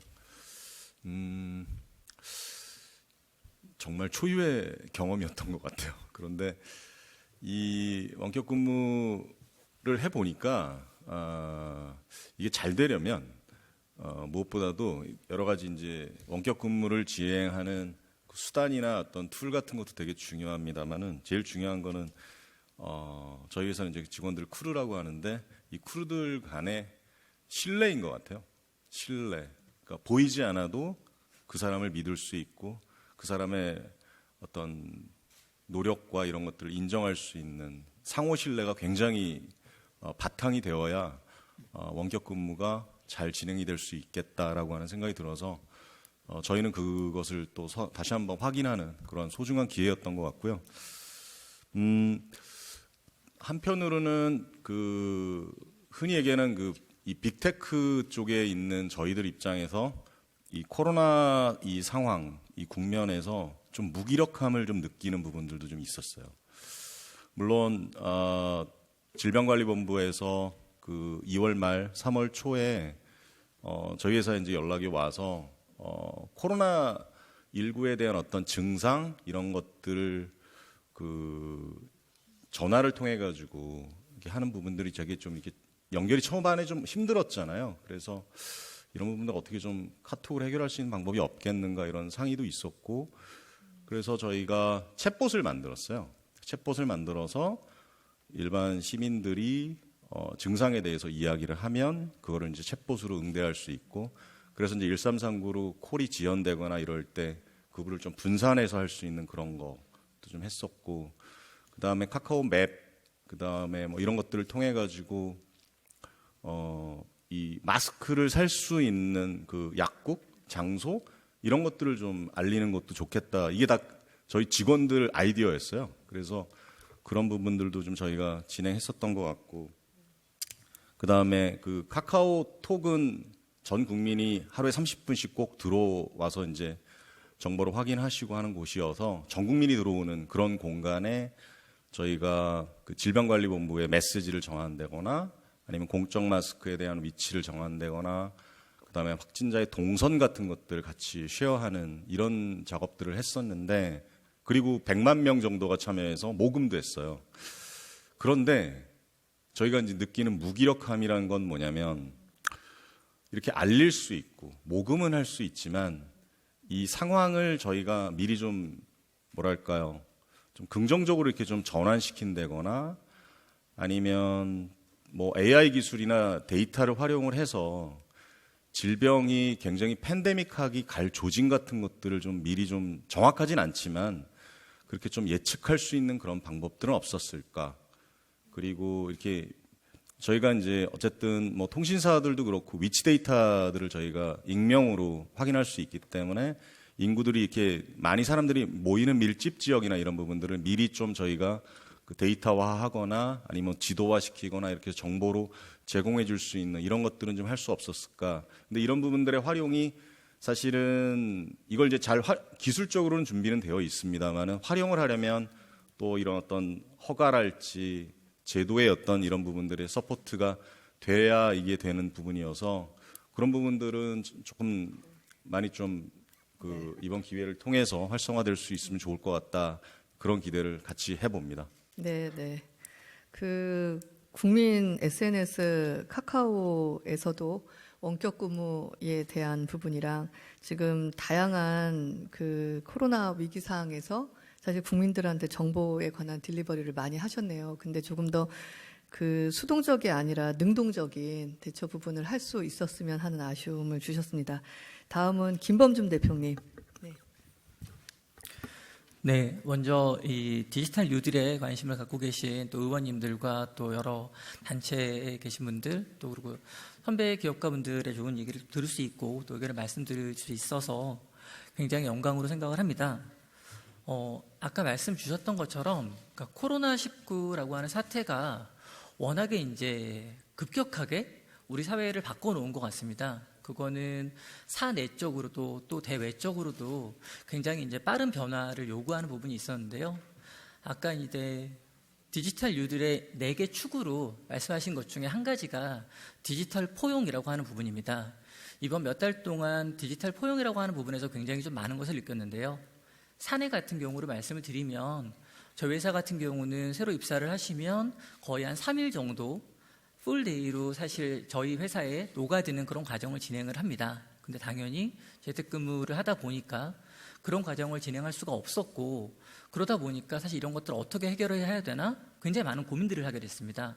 당연히 이제 동영상으로 저희가 어떤 같이 녹아들 수 있는 그런 프로그램을 만들고 콘텐츠를 제공을 하고, 그러면서도 구성원분들의 참여를 어떻게 하면 이끌어낼까. 하지만 굉장히 젊은 분들이고 상대적으로 IT나 이런 것들의 밝음에도 불구하고 어떤 한계점이나 그런 것들을 많이 느끼게 됐고요. 근데 시간이 지나면서 조금씩 발전을 하면서 그런 한계를 극복하는 모습도 볼 수 있었습니다. 제가 디지털 포용을 말씀드린 이유는요, 사실 워낙에 변화의 속도가 빠르다 보니 사실 변화가 조금씩 천천히 가면 우리 사회를 구성하는 많은 사실은 뭐 단체일 수도 있고요, 많은 개개인이나 혹은 장사를 하시는 분들 또 기업하는 분들이 적응을 하면서 갈 수 있는 부분들이 있는 것 같습니다. 근데 이제 코로나 사태라고 하는 것이 굉장히 그 변화를 급격하게 만들다 보니까 미처 못 따라오시는 분들을 저희가 많이 발견하게 된 거죠. 저희 회사 같은 경우는 배민 아카데미라고 해서 사실 거의 지금 4, 5년째 계속 소상공인분들에게 저희 장사할 수 있는 방법, 배달의 민족을 잘 쓰시는 부분들이 아니라 배달의 민족을 떠나서 장사를 하기 위해 필요한 부분들, 노무에 대한 부분들, 그다음에 위생관리에 대한 부분들, 여러 가지 그런 콘텐츠를 제공하고 교육을 시켜드리고 있었는데요. 코로나 사태가 터지니까 저희가 직접 제공을 해드리고 싶어도 제공을 할 수가 없게 된 거죠. 그래서 그런 부분들도 어떻게 보면 계속해서 내부에서는 논의를 하다가 사실 동영상 형태의 시도를 하려고 마음은 갖고 있었습니다만, 어떻게 보면 이번 사태를 통해서 굉장히 전격적으로 우리가 방법을 반드시 찾아야겠구나라고 하는 생각을 하게 됐습니다. 결국 기업이 가지는 어떤 사회적 책임감이라고 하는 부분들은 이러한 급격한 변화 속에서 그나마 IT 기업이 조금 더 먼저 적응할 수 있다면 그런 것을 그냥 저희 내부에서 적응하는 것으로 끝나는 것이 아니라 저희 사업에 같이 참여하시는 분들, 저희가 사회 속에서 책임감을 갖고서 이러한 분들이 어떻게 하면 이렇게 새로운 디지털 경제 전환 하에서 잘 따라오실 수 있을지, 그런 부분들을 굉장히 적극적으로 고민하고 실행하는 것이 중요하겠다, 그런 생각들을 좀 많이 하게 됐던 지난 서너 달이었던 것 같습니다. 네. 지금 배민 같은 경우는 이 포용, 소상공인들과의 포용에 대한 이슈에 사실은 놓여 있는 기업이기도 한데요. 김범수 대표님 말씀을 좀 들어보면 다양한 포용 정책을 코로나19를 맞이해서 사내에서 노력하고 계시다는 얘기를 하셨습니다. 마지막으로 안성우 대표님. 네, 안녕하세요. 저는 코리아 스타트업 포럼 공동의장으로 있는 직방의 대표 안성우입니다. 앞서서 말씀 주셨지만 이렇게 디지털 경제에 관심을 많이 가져주셔가지고 정말 감사드립니다. 스타트업체 입장에서 말씀을 드리면 회사를 누군가가 처음에 몇 명이 모여가지고 같이 시작을 해서 스타트업을 시작한다라는 게 굉장히 쉽지는 않습니다. 이미 할 만한 사업들은 다 누군가가 하고 있고 어떻게 보면은 굉장히 잘 세상이 돌아가고 있기 때문에 어떻게 보면은 이 스타트업이 어떤 사업을 시작한다라는 거는 이제 세상에 기존에는 굉장히 잘 돌아가고 있으나 어떤 변화로 인해서, 세상의 변화로 인해서 그게 과거에는 굉장히 효율적이거나 잘 돌아가는 것들이 더 이상 효율적이지 않은 그런 상황으로 변할 때 사업의 기회가 생긴다고 생각을 했습니다. 그게 사실 이제 코로나 주제와 딱히 맞지는 않습니다만 좀 전반적인 말씀을 드리면 어떤 사회의 변화라는 것이 어떤 기술의 발전일 수도 있고 아니면은 법적인 법률이 변화가 될 수도 있고 문화의 변화일 수도 있고 관광의 변화일 수도 있는데, 그런 맥락에서 보면은 최근의 변화는 과거에 경험해보지 못한 어떤 위생, 보건의 변화가 처음으로 일어나게 된 거죠. 그래서 그런 관점에서 보면 이 스타트업에 있는 회사는 그런 이 과거에는 위생의 변화에서 큰 이슈가 없었으나 새롭게 발견하는 이 문제로 아마 또 다른 스타트업들이 굉장히 많이 나타나고 있을 거라고 생각합니다. 아마 지금의 눈에 이렇게 많이 보이지는 않을 거예요. 항상 스타트업들은 그 앞단에 있는 몇 년간은 사람들이 잘 모르고 나중에 뭔가 결과가 보였을 때 이제 그때부터 보이기 시작하니까요. 뭐 직방의 예로 하나 들자면 저희도 열심히 준비하고 있는 것들의 하나가 그 아파트 이런 집을 분양을 할 때 분양에 대한 컨텐츠를 모델하우스에서 하는 게 아니라 CG라든지 디지털 컨텐츠를 활용해서 가보지 않고도 뭔가 그런 비슷한 경험을 할 수 있도록 만드는 작업을 하고 있었는데요. 하다 보니까 처음에는 굉장히 그런 디지털 컨텐츠의 필요성에 대한 질문을 많이 받았었는데 이번에 코로나로 인해서 그렇게 많은 사람들이 굉장히 짧은 기간에 수천 명에서 수만 명이 모인다라는 게 갑자기 위기가 되면서 디지털을 통해서도 이런 문제가 해결됐으면 좋겠다라는 니즈가 생겼습니다. 어떻게 보면은 이 니즈는 스타트업이 저희가 만들어낸 게 아니고 저희는 그런 준비를 하고 있었는데 사회적으로 그런 필요성이 생기게 된 거죠.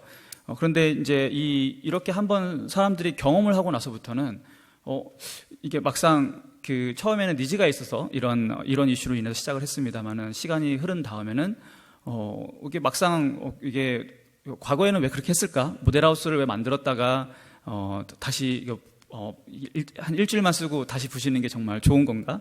뭐 그런 질문들을 하게 되는 것 같습니다. 또 얼마 전에 이제 다른 회사의 예를 들면 어떤 무역하고 있는 회사였는데요. 저는 굉장히 그쪽 회사가 어려울 거라고 생각을 했습니다. 당연히 어려지긴 했습니다만은 그런데 또 색다른 말씀을 하시더라고요. 이제 해외와 무역 교류를 하는 회사들이 과거에는 출장이 엄청 많이 있었는데 영업 때문에 많이 간 거죠. 그런데 이제 비행기가 없으니까 출장을 가지 않고 이제는 이제 화상으로 영업을 한다고 합니다. 그래서 그게 잘 되겠느냐? 그런데 이제 막상 하다 보니까 과거에 그 비행기를 타고 날아가서 직접 만나서 설명했던 이유는 사실상에 그게 굉장히 뭔가 최선을 다하고 있다는 모습을 보여주기 위한 인적 영업에 가까웠던 게 훨씬 더 컸고 실무적으로 봤을 때는 화상으로도 충분히 디지털로도 뭐 제품에 대한 설명이나 이런 것들이 다 가능했다. 그런데 과거에는 그렇게 막 이렇게 얘기를 꺼내질 못했는데 선뜻. 근데 이제는 당연하게 받아들이니까 이렇게 된 거고 이제 앞으로 이후에는 이런 것들이 어떻게 보면 더 당연하게 받아들일 수도 있겠다라고 생각한다고 합니다. 그래서 이런 스타트업에 있는 많은 업체들에서도 어떻게 보면 이러한 위기들을 새로운 변화, 장기적인 변화로서 받아들이고 있는 상황입니다. 네.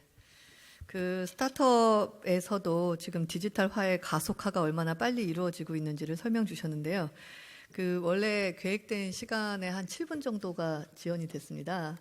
그리고 국회에 들어와서 저도 처음으로 하는 포럼인데 굉장히 딱딱하죠. 우리 벤처 얘기하는데 팁스타운에서 했으면 조금 더 말랑말랑했을 텐데 확실히 국회 내에서 좀 딱딱한 분위기여서 그냥 평상시 하시던 대로 이제부터 하시면 될 것 같고요. 이게 약간 V자였으면 서로 얼굴도 보고 좀 좋았을 텐데라는 생각이 듭니다. 특히나 오늘 산업계에서 국회를 방문해 주셨기 때문에 그 김정원 실장님이나 윤영찬 의원님께는 좀 양해를 구하는 게 산업계 얘기를 우리가 많이 들어야 어떻게 가야 될지의 방향을 잡기 때문에 발언 기회를 좀 더 많이 드리도록 하고요. 그 지금서부터는 질문 드리면 한 2분 이내로 간략하게 해주셔야 됩니다. 그래도 먼 길 하셔서 한 분씩 다 말씀 편하게 하시라고 제가 진행을 했고요. 다음번에는 우아한 형제들의 김범준 대표님한테 여쭙고 싶은 게 있어요.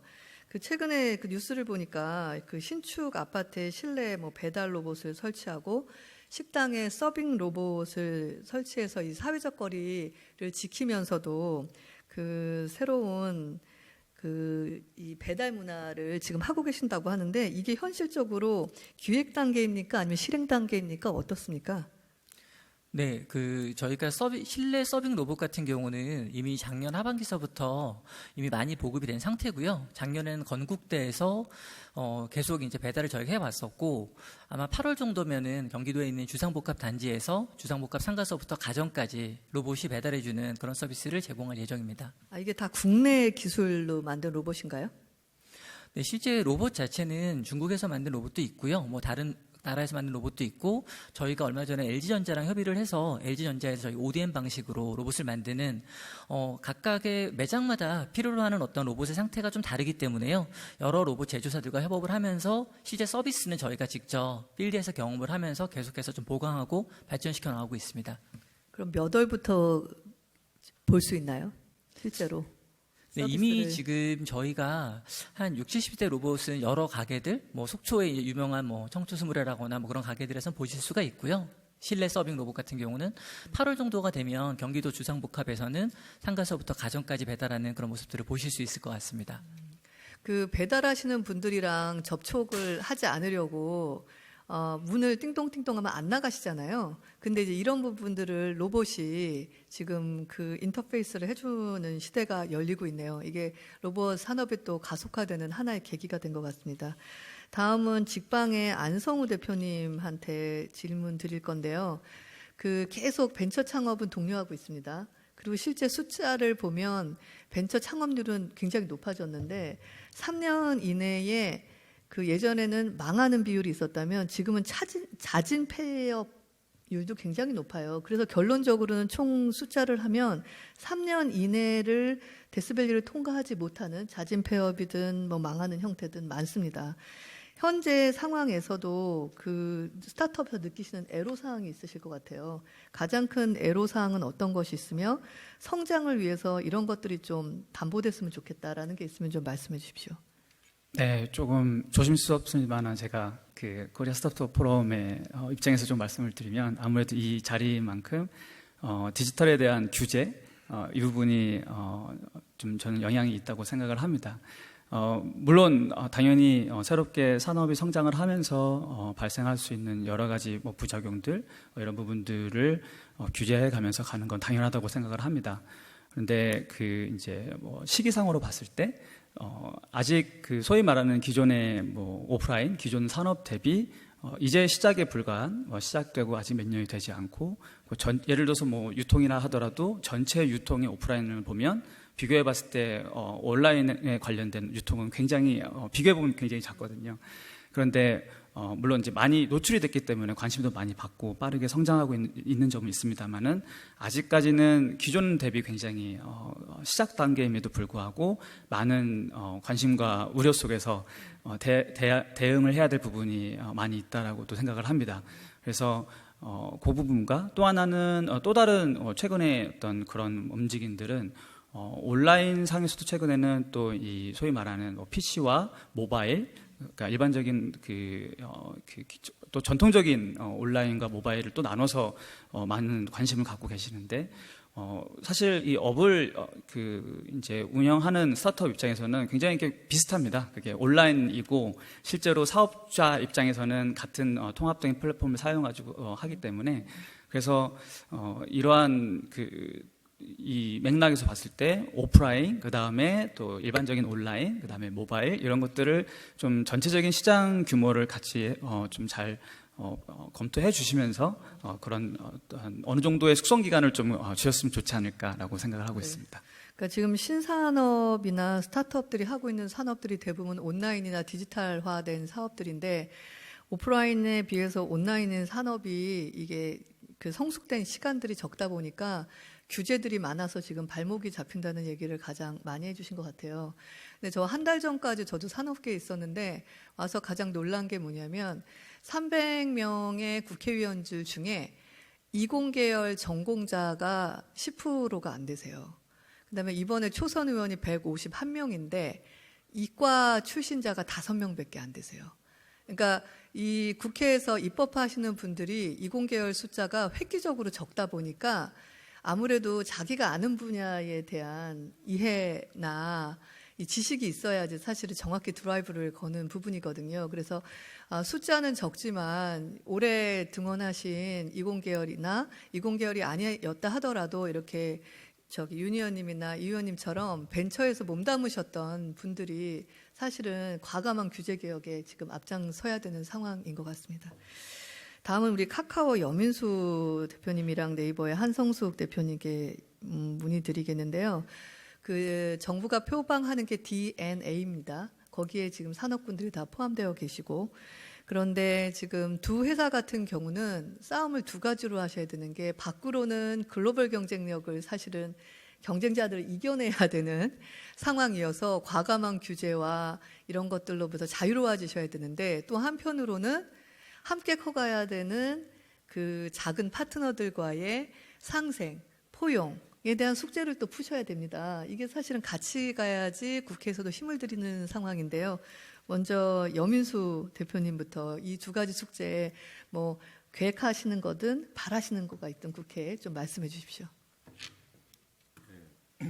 규제와 상생이라고 하는 그 두 가지 이슈에 대해서 저희 이제 그 문제 제기를 해주신 부분에 대해서 깊이 공감을 하고요.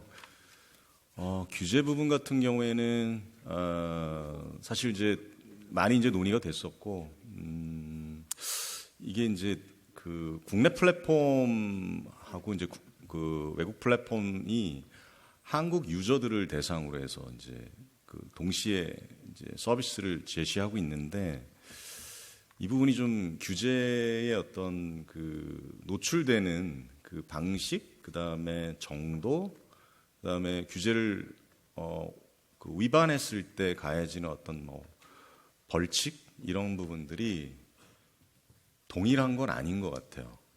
그러니까 이제 뭐 굳이 기울어진 운동장이라고까지 얘기하고 싶지는 않습니다만은 예를 들면은 뭐 너튜브 다들 보시잖아요. 그 다음에 또 뭐 F북 뭐 이런 부분들이 지금 국민들 생활에 네이버나 카카오 이상으로 많이들 이제 생활에 이제 저변에 스며들어 있는데 그게 다 외산 플랫폼이거든요. 그리고 뭐 예를 들면 쿠팡 또 이런 경우도 사실 그 자본으로 보면 외국 자본이에요. 이제 국내 이미 다 커머스 쪽도 다 이제 외산 플랫폼들이 이제 장악을 많이 하고 있는 형국이어서 그런 쪽과 국내 플랫폼 간의 어떤 이 건전한 어떤 경쟁 이런 부분들은 좀 다듬어질 필요는 있을 것 같다라는 좀 생각이 들고요. 규제 측면에선. 그다음에 데이터 관련돼서는 데이터 3법 통과가 돼서 너무 기쁜 일이긴 합니다만은 그 후속적인 어떤 보완해야 될 그 법 개정이나 규제 완화 부분들이 조금 디테일하게 좀 그 수반이 되었으면 좋겠다라는 좀 생각이 들고요. 상생으로 넘어가면 저희는 기본적으로 플랫폼 사업자로서 사용자와 그다음에 플랫폼에서 사업을 같이 하는 공급자 이 중간에 이제 매개체 역할을 이제 하고 있는데요.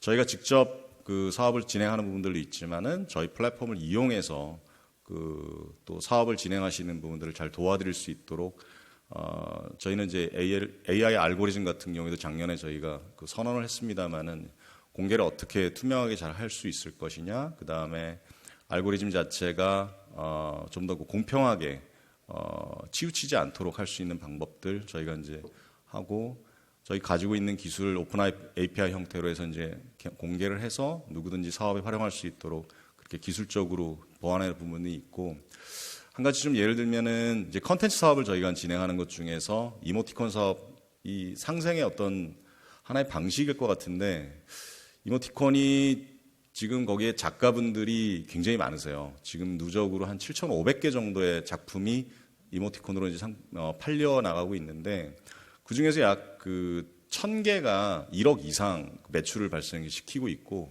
약 50개 정도가 10억 이상 매출을 발생을 시키고 있어요. 그리고 그 이모티콘 작가가 되는 부분들에 대한 어떤 뭐 가이드 이런 것들을 강의해주는 학원도 생겨나가고 있고요. 그러니까 이렇게 쭉 그 하나의 그 이코노미가 생태계처럼 만들어지고 있는 그런 상황이고 그림을 아주 잘 그려야 이모티콘 작가가 될 수 있는 게 아니거든요. 누구나 할 수 있고 어떤 분 같은 경우에는 이초티콘이라고 하는 그 작품을 만드신 분이 계신데 2초 정도의 어떤 그 생각 이걸 갖다가 이제 전달하는 그런 이모티콘인데 이걸로 등록 그 빚을 진 걸 다 이렇게 갚으셨어요. 큰 돈을 벌진 않았지만 그런 사례들이 되게 많고 그다음에 카카오 메이커스 같은 경우에도 그 소상공인들이나 이런 그 소규모로 가내 수공업처럼 이렇게 하시는 그런 물건들을 선주문을 받고 이제 그 생산에 돌입하는 그런 플랫폼 생태계도 저희가 이제 만들어서 공부를 하고 있고 부족하지만 일단 상생에 대해서는 지속적으로 좀 고민을 함께 하도록 하겠습니다. 네, 오픈 플랫폼으로 점점 확대되고 있는 카카오 얘기를 들어봤고요. 한성수 대표님. 네, 글로벌 기업들하고의 경쟁 부분들은 사실 뭐 저희가 이제 라인을 통해서 일본과 태국 뭐 이런 곳에서 아시아 지역에서 1등을 하고 있는 부분들이 좀 많고, 최근에는 이제 웹툰이 미국으로 저희가 사업의 본거지를 좀 제대로 잡아가면서 미국 시장에서 지금 작가들, 미국과 인도네시아 그리고 유럽에서도 작가들의 확보도 굉장히 활성화되어 있어서 한국과 미국과 일본을 기점으로 한 웹툰이라고 하는 사실 한국에서 제일 처음 만들어진 디지털 만화라고 하는 장르를 글로벌하게 좀 키워내고, 그리고 이것들과 글로벌한 업체들과의 컨텐츠적인 그런 경쟁에 있어서도 좀 잘 이겨내는 그런 틀들을 좀 짜고 있습니다. 사업적으로는 라인에서 지금 일본 기업들과의 협업을 한다거나 하는 구조들도 좀 고민해보고 있고요. 이게 뭐 지금 페이스북이나 뭐 구글이나 중국의 알리바바나 이런 기업들과 1대1로 맞붙어서 저희도 우리가 다 이기겠습니다라고 할 수 있으면 참 좋겠지만, 이 개발자의 규모라든지 뭐 이 인력의 규모, 자금의 규모라고 하는 것이 뭐 20, 30배 큰 기업들을 대상으로 하기 때문에 저희가 짤 수 있는 전략은 네이버여서 잘할 수 있는 것, 그리고 한국 기업이어서 잘할 수 있는 것, 그리고 저희랑 협업을 해서 혹은 얼라이언스를 맺거나 투자를 하거나 했을 때 어떻게 하면 협업의 파워를 늘릴 수 있을 것인가, 그렇게 하면 같이 가면서 이 시장의 규모도 키우고 저희도 같이 갈 수 있는 파트너로서 갈 수 있는 부분들이 있다라는 생각이 들어서요. 그런 부분에서의 글로벌 전략들은 저희와 함께 할 수 있는 곳들을 짜고, 저희가 잘하는 부분에 집중 투자해서, 사실 웹툰만 해도 지금 투자한 기간으로 본다면 15년 넘게 굉장히 큰 금액을 오랜 기간 투자를 하고, 그 담당자에게 창업가라고 하는 지위까지 부여하는 그런 좀 다른 틀들을 좀 갖고 있습니다. 그래서 그런 부분들을 가고자 하고요. 국내에서의 글로벌 기업들하고의 경쟁 부분들은 뭐 저희가 사실 인터넷 기업협회 차원에서도 매번 말씀드리는 거지만, 그냥 조항이 있으면 같은 기준으로 실행되면 좋을 것 같다. 국내 기업이어서 먼저 실행되거나 이것이 아니고, 같은 규제면 그냥 같은 모든 기업들에게 같은 기준으로 가면 좋겠다라는 것들을 그냥 반복해서 말씀드립니다. 저희가 상생 부분은 국내 관련돼서도 같은 방식인데요. 저는 스타트업 투자를 굉장히 최근 들어서 지난 몇 년간 꽤 많이 하고 있습니다. 기술 관련된 기업들의 투자들도 꽤 많이 하고 있고, 아까 교수님 발제하셨던 중에 나오는 클라우드웍스라고 하는 그 AI 데이터 구축 관련된 회사도 이제 저희가 투자를 해서 데이터 구축, 사실 검색 기업이나 인터넷 기업들이 대부분 데이터 구축이라는 것이 기본이어서 그런 AI의 범위까지 가서 이제 같이 협업하는 방안들을 좀 짜고 있고요. 또 한 가지 창업에 집중하고 있는 부분은 스마트 스토어라고 하는 것을 저희가 만들어서 인터넷에서 그 쇼핑몰을 창업하실 때 어떻게 하면 가장 쉽고 빠르게 할 수 있는 것인가라고 하는 부분에 집중했습니다. 그래서 지금 현재 지난 5년간 35만 사업자들이 들어오셔서 사업을 하고 계시고, 그분들에게 필요한 툴이 어떤 것인가를 계속 논의를 해가면서 가는데요. 이번 코로나 시대에 저희가 오픈해서 가장 좀 인기가 있는 것들은 라이브 커머스 툴입니다. 그래서 지금 비대면이기 때문에, 그리고 현장에 갈 수 없는 그런 사업자들의 오프라인 사업자들도 그냥 휴대폰 하나만 있으면 이제 라이브 커머스를 하면서 직접 매장에 오신 것 같은 그런 툴을 주는 것이 이 인터넷 기업들이 해야 될 역할들의 하나라고 생각하고, 그리고 어떻게 하면 창업을 잘할 것인가 도와드리는 그런 부분들의 틀을 짜가고 있습니다. 네, 그 글로벌 오픈 플랫폼으로 그 중소 벤처 기업들이랑 상생하는 부분을 언급해 주셨고요. 또 벤처 스타트업에 많은 투자를 지금 네이버가 주도적으로 하고 계시다는 얘기도 드렸습니다. 자, 마지막 순서인데요. 지금 마지막 순서는 그동안 너무 기다리셨던 윤영찬 의원님이나 김정원 실장님이 좀 말씀을 많이 하실 시간을 드려야 될 것 같아요. 그래서 지금 그 산업계에 계신 네 분이랑 발제하셨던 김광수 교수님한테 1분 스피치로 디지털 경제, 디지털 뉴딜에 대해서 사실 기대보다는 현재는 우려가 되게 많습니다. 왜냐하면 이쪽에 다 전공자시고 그쪽 생태계에 깊숙이 들어와 계시고 누구보다도 성공을 바라고 계시는 분들이다 보니까 기대보단 우려가 많으신데요. 기대와 우려 각각 1분씩 말씀 주시면 좋겠습니다. 먼저 김광수 교수님 순서부터 시작하겠습니다. 네, 그 사전에 각본호 없이 이렇게 말씀하셔서 좀 당황스럽습니다. 발제에서 이미 말씀을 드렸습니다만 사실은 어려운 일이긴 합니다만 이렇게 디지털 뉴딜이라는 컨셉을 가지고 정부에 추진하는 건 정말로 큰 의미가 있는 것 같습니다. 근데 제가 말씀드렸던 내용 중에서 가장 정부에 신경을 쓰셨으면 하는 부분은 바로 어쨌든 민간의 생태계가 스스로 발전하고 건전하게 생장해 나가는 게 가장 맞는 방향인 것 같습니다. 근데 정부가 어떤 그 지원이라는 또는 어떤 실업 대책이라는 명목으로 어떤 대규모 투자가 이걸 왜곡시켜서 이게 이후에 어떤 그 생태 자체가 발전하지 못하는 그런 어떤 일은 없도록 굉장히 많은 고민을 해주시기를 부탁을 드리겠습니다. 알겠습니다. 다음에 안성우 대표님 1분 드리겠습니다. 네. 디지털이라는 게 비유를 하자면 그 아이언맨 수트 같은 거라고 생각을 합니다. 그래서 그것을 잘 활용하면 훨씬 더 많은 일들을 할 수 있는데 그 아이언맨 수트를 이용할 때 문제는 일단 그걸 입는다라는 게 좀 두려울 수도 있고 사용 방법도 많이 배워야 되고 그래서 결국은 그런 수트를 잘 입기 위해서 많은 사람들의 인식도 바뀌어야 될 것 같고 그리고 사실 이 자리에 계신 분들 특히 의원분들께서 많이 그렇게 좀 활용할 수 있도록 많이 도와주셨으면 좋겠습니다. 알겠습니다. 뭐 멋지게 얘기하셨는데 결국 규제나 허들 다 없애달라는 말씀이시잖아요. 네, 알겠습니다. 그다음에 우리 여민수 대표님. 예, 그 디지털 뉴딜이라고 하는 부분 자체가 일반 국민들이 바로 체감할 수 있는 그런 어떤 결과물이 좀 되었으면 좋겠는데 그런 차원에서 보면 그 디지털 신분증, 예를 들면 뭐 주민등록증 같은 것들을 디지털로 전환시키는 그런 부분들. 그러니까 이제 플라스틱으로 가지고 다니는 거 말고 충분히 내 디바이스에 넣고 다니면서 확인해 줄 수 있는 그런 부분들이 좀 나오면은 정말 디지털 트랜스포메이션이 대한민국이 되었구나 이렇게 체감할 수 있지 않을까 그런 생각이 좀 듭니다. 네, 기존에 있는 걸 그냥 변화가 아니라 앞서 나가는 트랜스포메이션이 이루어져야지 현실적이고 구체적이지 않을까라는 얘기 주셨고요. 마지막으로 한성수 대표님 그다음에 말씀드릴게요. 마지막은 아니고. 네, 그 마지막으로 김범준 대표님 남아 계셨는데 제가 죄송합니다. 네.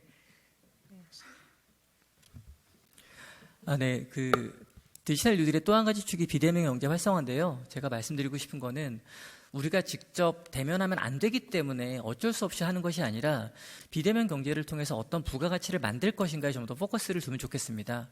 아까 로봇 관련 말씀을 드렸는데 실제 로봇이 아파트 단지에서 배달을 해주게 되면 고객분들도 편해지고 배달을 해주는 라이더분들도 로봇한테 음식을 넘겨주고 빠르게 다음 배달로 갈 수 있기 때문에 전체적인 활용도가 되게 높아지거든요.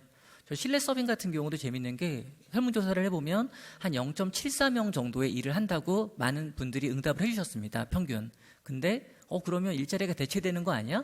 근데 고깃집을 하시는 분들 같은 경우는 손님들에게 고기를 직접 구워서 굉장히 맛있는 음식을 대접하고 싶었는데 그동안에는 서빙에 집중하다 보니까 그런 것들을 못했다. 근데 오히려 로봇이 그 역할을 해주면서 오히려 굉장히 고객들에게 집중할 수 있고 더 맛 좋은 음식을 대접할 수 있게 되었다. 이런 것처럼 저희가 비대면 경제를 바라보는 것이 단순히 페이스 투 페이스를 피하는 것이 아니라 이런 것들을 통해서 어떤 부가가치를 만들 것이냐. 그 부가가치가 양적으로 질적으로 충분히 사실은 아까 혁신 DNA 생태계까지 이어질 수 있는 그런 가치의 연결 사슬을 고민을 하면 훨씬 더 저희 어떤 경제적 효과나 그런 부분들에서도 좋은 효과를 볼 수 있을 거라고 생각합니다. 알겠습니다.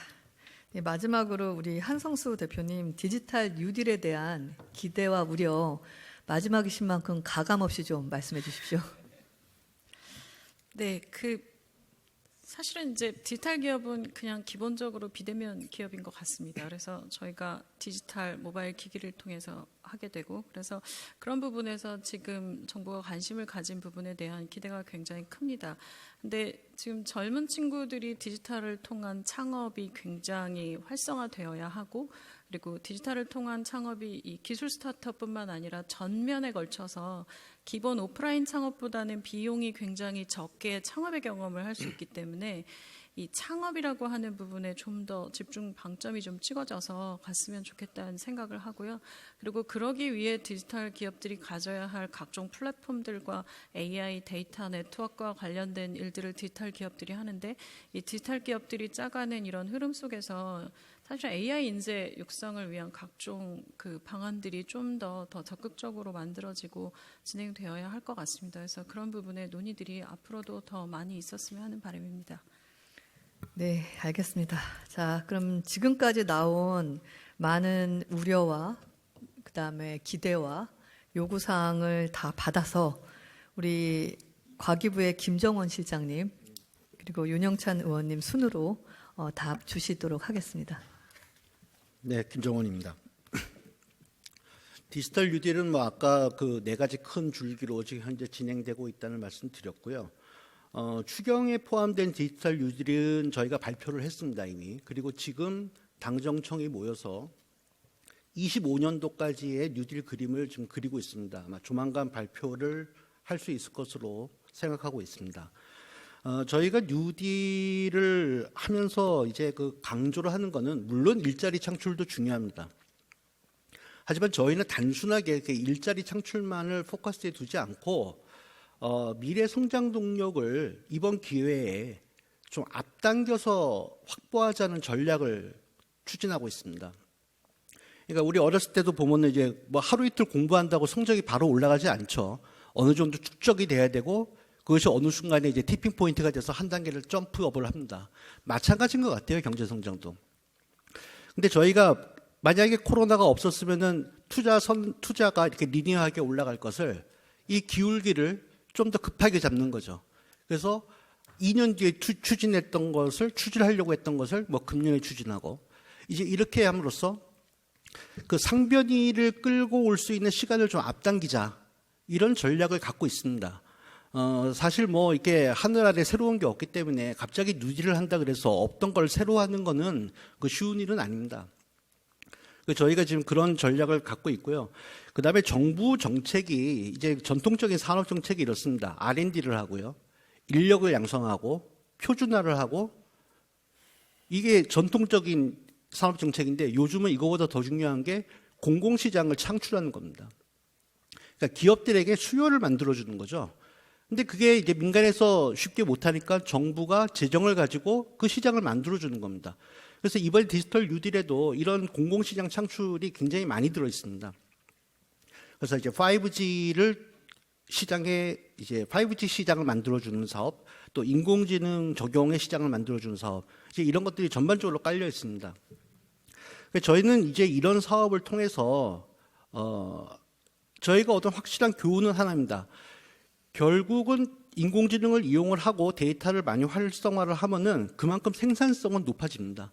뭐 구글의 사례도 있고 여러 가지 사례를 저희가 많이 확인할 수 있었고요. 그래서 동아시아 경제위기 1997년도 때도 우리나라의 가장 큰 문제가 뭐냐 그랬을 때 다 고비용 저효율 이 얘기를 했거든요. 여전히 우리나라의 생산성은 높지 않습니다. 뭐 서비스 부분의 경우 미국의 절반 정도 수준인데 이번을 계기로 해서 데이터댐을 구축하고 인공지능을 활성화하고 또 5G를 써서 우리나라의 IT 산업뿐이 아니라 전 산업의 그 생산성을 높이는 게 궁극적인 목표라고 봅니다. 그러므로 인해서 우리가 한 단계 더 점프업을 할 수 있는 그런 계기를 만들자는 게 디지털 뉴딜입니다. 다만 여기서 걱정이 되는 거는 이제 못 쫓아오시는 분이 있는 거죠. 지금의 젊은 층들은 다 디지털 네이티브라고 불리우는 세대입니다. 태어났을 때 이미 디지털 기술이 있었어요. 하지만 지금의 노년층이나 또 취약계층 분들은 디지털 기술을 접해보지 못한 분들도 많습니다. 그래서 저희들이 그분들을 어떻게 끌고 갈 건지에 대해서 이번에 그 굉장히 많은 그 금액과 그다음에 그 공간을 할애를 했습니다. 그래서 가급적이면은 이 디지털 트랜스포메이션의 큰 사회적 흐름에 국민 중에 소외되는 사람이 없이 모든 분들이 참여할 수 있게 교육과 또 어떤 금전적인 여유가 없을 때는 금전적인 지원까지 포함하는 그런 정책을 이번에 다 반영을 시킬 생각입니다. 하여튼 다음 주나 됐든 다다음 주가 됐든 그 최종 아마 그 안을 보시면은 저희 당정청에서 이게 골고루 고려했던 여러 가지 고민의 흔적을 보실 수 있을 거라고 생각합니다. 일단 여기까지 말씀드리겠습니다. 네. 그 정부가 적절한 시점에서 대한민국의 디지털 경제를 가속화하기 위한 그 건설적인 방안과 선의는 또 실장님 말씀을 하시니까 한층 더 와닿는데요. 계속 논의되고 있던 게 민간 자율성과 그다음에 일회성 일자리가 아닌 장기적으로 경제 활성화를 할 수 있는 생산적인 아주 현실적이고 구체적인 안이 돼야 된다라는 거는 여전히 평행선을 달리면서 대립 구조인 것 같습니다. 이 부분이 이번으로 끝나는 게 아니라 계속 그 건강한 대립 형태를 유지를 하면서 토론을 하면 더 발전적이 될 수 있을 것 같습니다. 마지막으로 남은 그 질문들 했던 모든 과제를 다 윤영찬 의원께서 답을 해주시기 바랍니다. 예, 제가 기업에 있다가 또 이렇게 정부에도 있다가 여당 의원이 또 되다 보니까 참 이렇게 속 시원하게 이야기하기도 참 어려울 때도 많습니다. 근데 아마 제가 기업에 있을 때 어떤 생각을 했을까를 가만 생각을 해보면 정부가 무언가를 굵직하게 프로젝트를 하겠다라고 나서는 굉장히 일단은 약간은 겁부터 먹습니다. 또 뭔 일을 할까? 그만큼 저기는 저기서 하는 것이고 민간은 그냥 우리는 우리가 알아서 하는 것이고 라고 상당히 많이 분열되어 있었던 것 같습니다. 분열이라기보다는 정서적으로 괴리가 상당히 크다라는 생각들을 가지고 있었는데 이번 이제 디지털 뉴딜을 하면서 우리 정부 쪽에 당부드리고 싶은 부분들은 어떤 일들을 하더라도 정부는 마중물 역할을 해야 된다는 건 맞습니다. 마중물 역할을 해야 되고 또 공공의 시장을 창출하는 것도 맞습니다. 그런데 근본적으로 최종적인 종착지는 항상 민간이어야 된다는 걸 절대 잊어서는 안 된다고 생각을 합니다. 그러니까 이 사업을 시작을 했을 때 어떤 마중물 효과가 있어서 어떤 민간 영역에서 어떤 산업들이 활성화될 것이고 그것이 어떤 우리 혁신에 또는 경제계에 도움이 될 것이냐라는 부분들이 다 이어져 있어야 된다는 거죠. 근데 그게 중단이 되는 것 같은 느낌들이 자꾸 듭니다. 그러니까 정부는 정부로서의 역할에서 그냥 끝나는 것 같은 어찌 보면 정부의 자기 완결성인데 그 자기 완결성이라는 것들이 민간하고는 굉장히 거리가 떨어져 있는 듯한 그런 느낌들 자꾸 주거든요. 그래서 정책을 쓸 때 그 정책의 가장 기준은 뭐냐? 민간에서 어떤 파급 효과와 승수 효과가 나타날 수 있느냐를 가지고 정부가 그럼 마중물을 부어야 된다? 어느 정도로 부어야 되느냐라는 부분들을 고민을 해줬으면 좋겠다라는 그런 말씀을 드리고 싶고요. 이번 디지털 뉴딜은 방향성에서는 저는 동의를 합니다. 그 방향으로 갈 수밖에 없고 어찌 보면 시간이 늦었다 저는 그렇게 생각을 합니다. 그런데도 이 길을 갈 수밖에 없기 때문에 저희는 가야 됩니다. 한 가지 예전에 인터넷 플러스를 그 중국에서 발표를 한 게 2015년입니다. 리커창이 양회에서 발표를 하는데 그것을 며칠 뒤에 구체적으로 발표하는 건 마오하텅이 이제 발표를 하거든요. 텐센트에. 근데 정말 민간하고 그 다음에 정부가 굉장히 완벽하게 이 하모니를 이루어서 이 대규모의 트랜스포메이션 프로젝트를 끌고 갑니다. 그런 부분들이 우리 쪽에서도 우리 국내에서도 자주 보였으면 좋겠다. 그리고 그게 좀 구조화됐으면 좋겠다라는 그런 생각이 듭니다. 그리고 이왕 디지털 뉴딜을 하려면 국민들이 체감하는 뉴딜도 하나 정도는 있었으면 좋겠습니다. 예를 들어서 소상공인, 골목상권, 아까 말씀드린 디지털 디바이드로 아예 진입 자체를 못하는 분들을 어떻게 대규모 플랫폼 안으로 온라인 상거래 범위 내로 이분들을 들여오게 할 수 있을까? 이 부분들을 좀 많이 고민을 해줬으면 좋겠다라는 생각이 듭니다. 이상입니다. 많은 우리나라 디지털 경제를 이끌고 계시는 중요한 분들이 참석해 주셨는데 1시간이라는 시간이 정말 굉장히 짧은 것 같습니다.